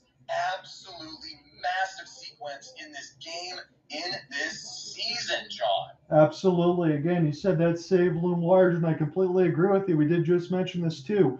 Force Vegas to play defense. Coleman crashes the net. Haig's not there, gets a big rebound. Aiden Hill's got no chance on that one. No, none whatsoever. Hill's done a great job tonight, but boy, Coleman made that thing happen in the front of the net. Just a little bump to Haig, gets that separation. That's all he needs. Jams it home, 2-1 Calgary. This is going to be a desperate Vegas team that wants to respond right now. They don't want to go back down to the wild card portion of it. We'll give you an update in the standings in a moment again. As this is off the reach, dumped in by Hanifin, as picked up near the right side red line. This is Calgary now with Marty Pospisil. This is a bad turnover. As this goes now near the right side dot. It's going to give Mantha possession. Sets up the 1-T, fired way high. Picked up now here for Chandler Stephenson. Vegas now with Pietrangelo. Slows up, stutter steps, working in the high slot. Now Stephenson, send the cross pass to his defense. Here comes a bomb for Hanifin. You know, he probably wants one of these. And losing an edge as Stephenson falls down the boards hard. And we get a whistle. And Mantha with a late push on Shillington. Yeah, John, looks like we're going to get a penalty against Shillington here. I'm not exactly sure what the call is for. Could be tripping. I don't think it's a boarding call, but we're getting the replay here. Stephenson and Shillington in a puck battle, and it could be a simple cross check. Shillington drags Stephenson down, basically checking him with that stick in the lower back. Yeah. Stephenson goes awkwardly into the boards, and anytime a player is going to slide into the boards like that after being checked, you're going to usually see an arm in the air. Number 58 in black. Flame's going to be in the box. Flame's going to be down a man here. Yep, you called it with the cross check. I just saw that off the replay again. Cooper Vision's a little bit ahead of me on this one. I said I was going to give you the updating NHL standings. Again, we're looking at some of these scores. If everything is handled tonight and Vegas comes back and takes 2, they will move into the 3rd spot. And the LA Kings will move down because of inactivity today. So that is what's on hand at one end. And on the other side for Calgary, who need points, they're 10 points back right now. They're trying to get within 8, and they'll pull ahead of Seattle and a host of other teams that still need to lose some games. I mean, this is gut check time if there ever is one right now. Again, 4-point swing, as we've said, and that's exactly how it should be. Yeah, I mean, it's, John, how many seasons are going to be like this, right, for our coverage of Calgary Flames? It's just the way it goes for them, it seems, and they're back to that situation. It's all too familiar where every game, it really, the season rides on it. So again, I can say this as a Red Wings fan that feels like he needs to crawl into a corner here, but Calgary's schedule is about to get easier after this 5-game hellacious portion. If they win, they'll go 2-3 against the Gauntlet. But just because you have easier games doesn't mean you're going to win them. So everything's important down the stretch. Yeah, and you know what? I mentioned this during one of the last games that we covered together. For whatever reason, and this is totally anecdotal. This is the similar, maybe one notch above the waste management patches that we talked about. But the Flames, a lot of fans believe the Flames rise to the occasion against better teams, quote unquote better, right? The teams that are above them in the standings, the teams you would consider elite, upper echelon, and for whatever reason, struggle against teams that you would think you'd have an easier time with. Anyway, it unfolds, we're going to see over the course of the next stretch of this regular season what happens. But here we go. It's power play time for the Golden Knights, and the Flames have to get the kill here. It's been a strength. Can they force the Golden Knights to go 0 for 3 on the power play tonight? Yeah, we'll see. And Jack Eichel and Marchessault are out there right now with Karlsson, as this is near the left side dot. Vegas just looking to survey. Marchessault's wide open near that right side dot, so the pass can't go there. He moves toward the net to screen Wolf, as this is still with the left side for Eichel. He's had the puck for a long time, and now it's sent back around. Theodore going to let one go, and this one goes up with sticking on a play. Yeah, looks like potentially Wolf maybe got a piece right there with the glove, John, or that would just go off a body and up and into the net. That was pretty dangerous, though, as we saw with Vegas right there. That was a pinballing puck that bounced off of everything. But he had a lot of time for Jack Eichel just alone near that left dot, and Marchessault was there. So just watch that during this power play. Here's a big slapper, and this will hit the left side boards as Barbashev will settle it down. Theodore wants it. They'll get it back from Marchessault. It's Eichel now near the right side dot, crisscross. Karlsson gets denied right at the net by Wolf. That was another good save. And Calgary able to get this through neutral. Eichel's going to go back and check this up, and will stay on side. I don't think Karlsson is. It's not going to matter anyway, because Calgary will clear it down the ice. 7:50 left to go in this third. Calgary has just taken the lead, and we will see if it's going to hold. It's going to be gut check time and hold your breath for the rest of it, as it's Mackenzie Weegar.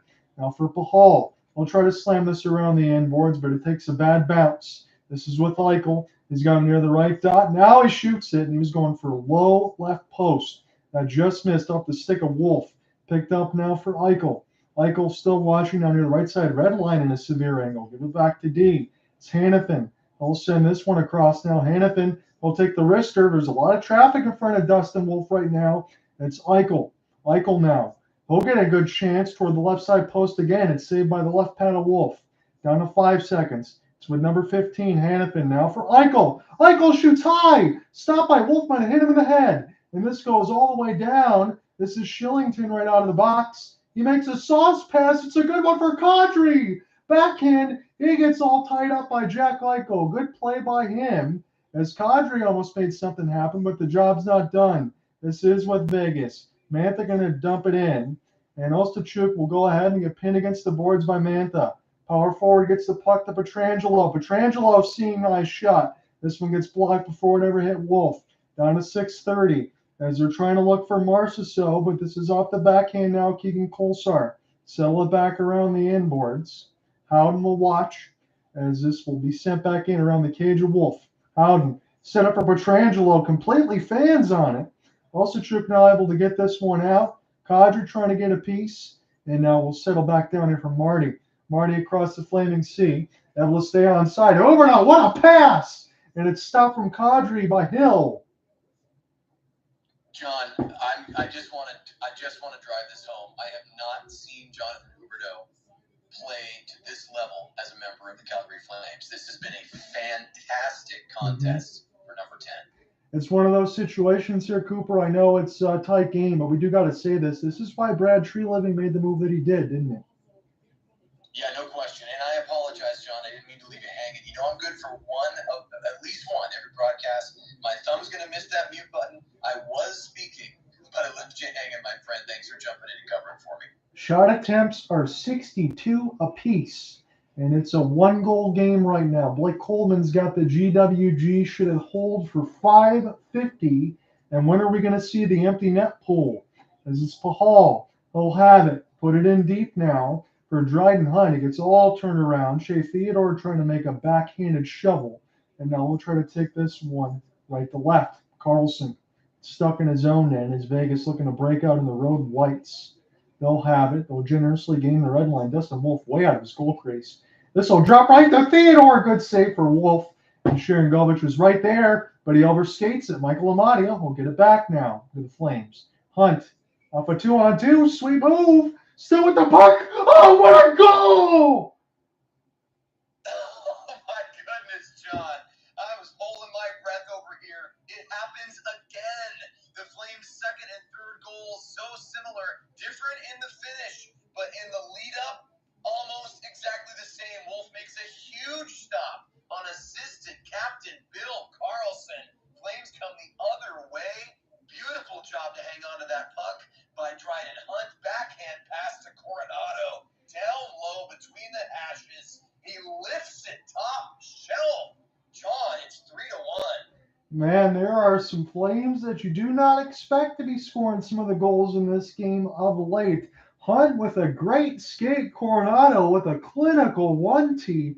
That is fantastic as this one is sent in deep. And now all of a sudden the Flames are up by 2. You can breathe a little bit easier in this game, although we know what Vegas can do. It's Eichel. He's going to try to take this end-to-end and give it right to Marchessault. It was stopped by Wolf. Now, put around the inboards here. Marchessault, very dangerous when the clock ticks start to end. There's a long flip down the ice. This will work out beautifully. Blake Coleman, slow up. He'll take a shot that gets casually brushed aside by the left stick of Hill. He's trying to find Mangiapane. Marchessault now. We'll get this one across for Braden McNabb. Fired all the way down. Barbashev will be the first to get to it, although he's going to get punished. Shillington, a good theft there for Mangiapane. Mangiapane try to find Marty, and Pospisil will go back in his own end, and they'll shovel it D to D. As the Flames have just taken a 2-goal lead. Matthew Coronado, that was a hell of a one-timer. It's a 3-1 lead now for the Flames, 35-27 on the shot board. This has been a really good game for Calgary. You can make no buts about it. Kadri now. Drop for Huberdeau. Back to Kadri. Another pass. And that just missed to being a goal. As this goes under the left side. Picked up toward the blue line. This will be fired toward the net. Get blocked. Jonathan Huberdeau try to make a play between his legs, but they can't dispossess him of the puck. Kadri. Back to Huberdeau. Back to Kadri. This one gets blocked. Flames fall down in front of the net. My goodness, the puck moving from the top line, Cooper. They've been excellent. John, this is an astounding play. Huberdeau is giving the Vegas Golden Knights fits. He is making them spin in their helmets. This is incredible stuff from 10. 3:20 to go in the third. Now your question comes up, when does Hill get pulled? Coronado, Hunt, they're back out there. And again, as Cooper said, it's got to be soon. Well, Carrier, and this is solved by Wolf. No screen in front. He makes the save he needed to. Yeah, John, I appreciate you setting me up here. We hit what should be the last media timeout if this score holds and this thing ends in regulation. Again, 3-1 Calgary.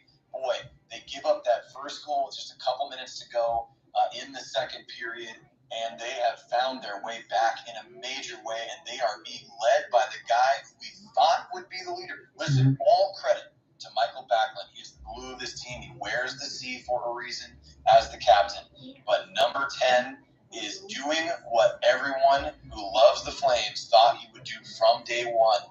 Man, oh man, John, you and I know without question this is the single best performance by Jonathan Huberdeau as a Flame that we have seen. I want to double down with this, Cooper, because I already know what we're going to say. I know casual Flames fans or anyone else might just kind of throw it down the bus here because of what's left in the season, but this is a big game for Jonathan Huberdeau. He was a guy that was brought in here to drive the bus. Unfortunately, we've had some situations where we try not to be too critical, but we had to call it as we see it. This is exactly what Calgary envisioned what they were getting with Jonathan Huberdeau and more tonight. Yeah, you said it and more. It's been artistry. I know I listen. This is the team I love, I care about very deeply. of course, want Jonathan Huberdeau to succeed, not only for himself, but for his teammates and his coaches, but for the entire fan base, myself included.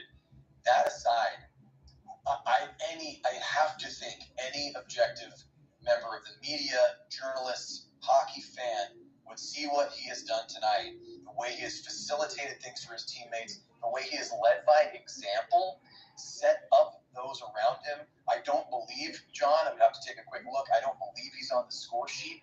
Either way, regardless, what he's done has completely confused and frustrated this good Golden Knights team. And the Flames, in the biggest game of the year, are doing what they had to do after being down. Now they're up 3-1. And I know Sportsnet had to mention it this way, and it's not lost any of us. There's a Blasty mascot. I love that on that side. I actually really, really like those jerseys. I kind of wish I had one. I'm a little jealous. But they showed it between 13 seconds apart between both goals from a Wolf save. That was fantastic. They'll definitely get one of these stars as long as this holds. And this will be sent back down the ice. It'll be blown dead against Calgary, but the net is empty. Yep, and you can expect that the rest of the way, barring a massive shift here and some stunning unfolding events. So 3:08 in the third, empty net. If the Flames can put one away, it'll be done for real. So 3:08, as Cooper said, shot board 35-28. This has been a really good answer back. It was no fun on the Tuesday. Again, I try to just call it as I see it in between the broadcasts. Again, Colorado, a very good team. Vegas, a very good team in their own right. Hell, they're defending Stanley Cup champions. And right off the front foot, Calgary's had it. Dustin Wolf has played his best game as a pro. It's really only his fifth game. Here's a one-timer. This one gets blocked. Are they going to put this toward the empty net? It'd be fitting if it's Coleman. Bullseye! Bullseye and ball game, John. Number 20 gets his second. He's going to have the game winner and the extra insurance. 4-1 Calgary. Dustin Wolf casually with the mask up on his head. He pulls a little Mika Kiprusoff impression. Goes for that water bottle, spits it out, puts the mask back down, back to work. Boy, oh boy, the Flames are going to come away with a massive 4-point swing game here, John. Who knows if they're going to make the playoffs, but this is a fantastic look as we get down the stretch. It's a look, and it's a look toward the future as well. And if this shows you as good as the Flames can play, Cooper and I have talked about it many a time because we've done a lot of these games. When the Flames are rolling, man, they really, really look good. Huberdeau now. Here's a centering feed, and this will be right with the Flames again. Oliver Shillington. Played it off the backhand. Huberdeau can't dispossess him of the puck as he tried to get over here for Pospisil. And now Coleman with his 28th. This one on the empty net at 17:02 from Backlund and Mangiapane. And that's probably going to put an end to this game.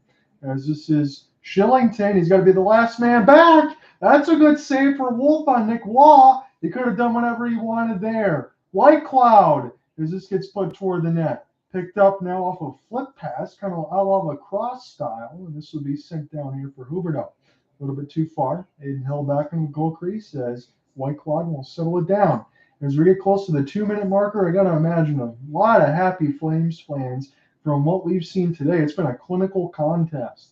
As now near the left side dot. Here's a great setup for Howden, and again stonewalled by Wolf.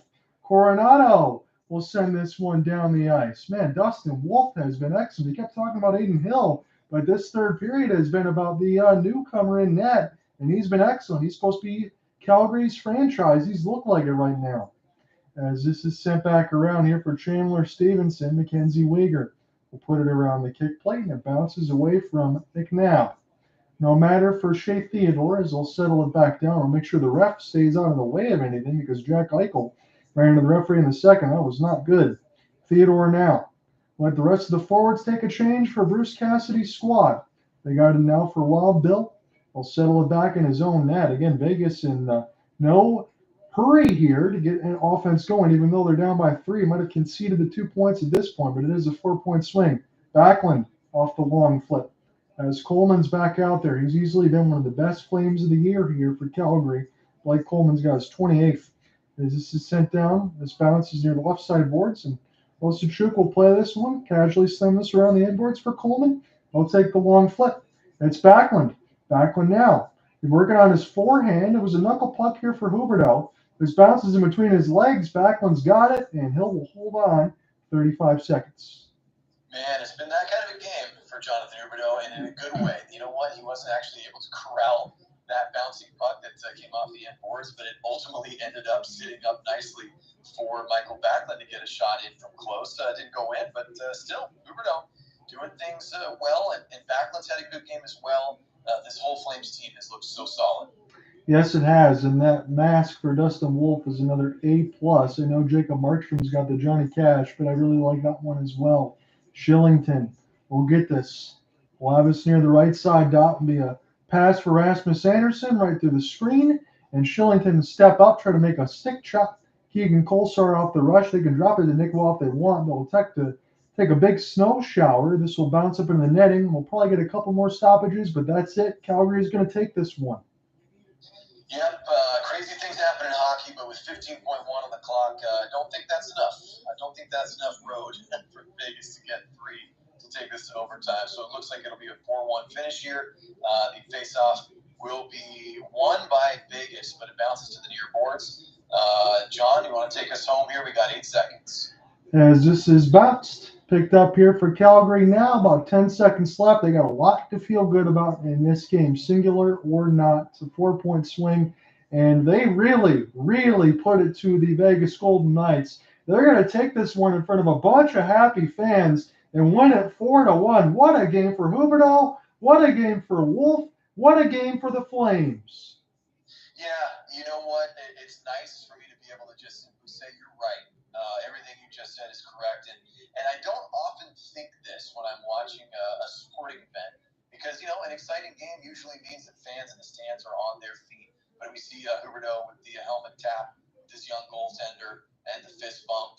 Those two players, the stars of this game. It'll be interesting to see who are the first, second, and third stars. I think it would be Wolf, Coleman, and boy, if people are going to acknowledge the way Huberdeau played tonight, he should certainly get one of those stars. But what I'm referring to is thinking about a crowd actually going into a standing ovation.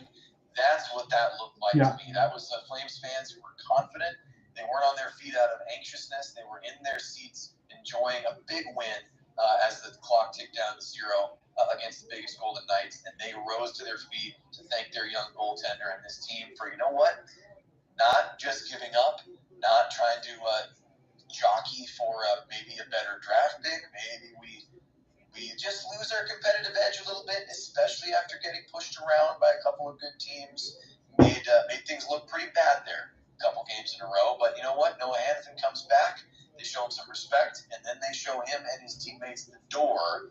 4-1 final. What a contest. Yeah, I mean, there really isn't anything besides the Dustin Wolf camera shot. I will remember that one for a long time. Maybe a couple misplays for Calgary, but honestly, Cooper, in a grand scheme of 60 minutes, that's going to happen for every team. I can only maybe think of 2 or 3 that were really, really clinical on that side. This was a clean game for the Calgary Flames. They were smart with their puck possession. They took the shots that they needed to. And man, oh man, when they needed to make plays, again, we mentioned Jonathan Huberdeau. I can't punch it enough. Number 10, he was on his game right now. And again, for the Vegas Golden Knights, we talk about all the moves that they made. He brought in Hanifin, Mantha. They're going to get Hertl next year. There's going to be a lot of stuff going on. You know what Vegas wants to do. They want to repeat.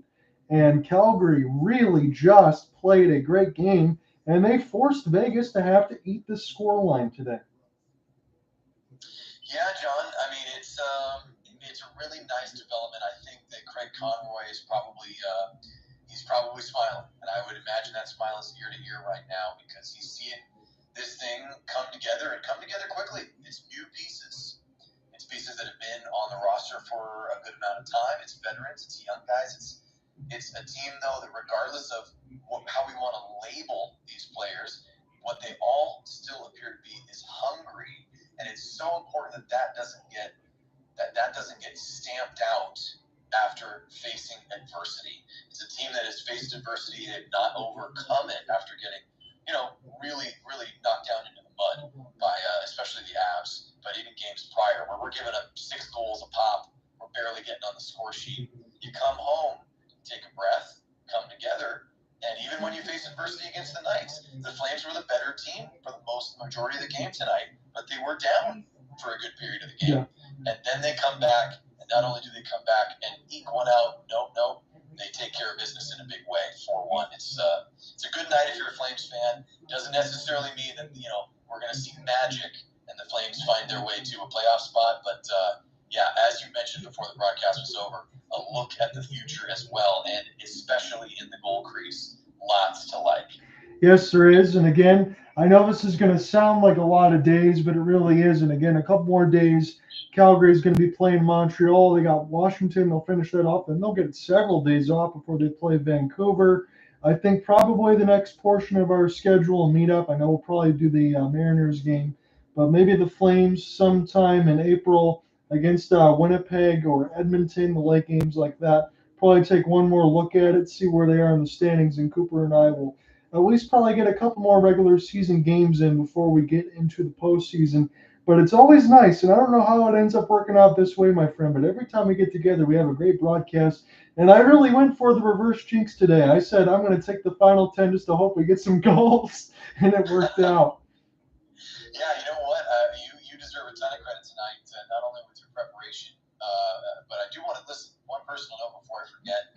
Obviously, we're talking about meeting up to see a game or multiple games together. Heck, we're going to tour the country, my friend. We're going to be potentially in multiple cities. I'm excited about that. We, of course, will be in touch about that. But for those of you who may or may not know, John and I became friends through an app that is now completely changed. Frankly, I'm not even sure if it's still functional. It was called Colorcast.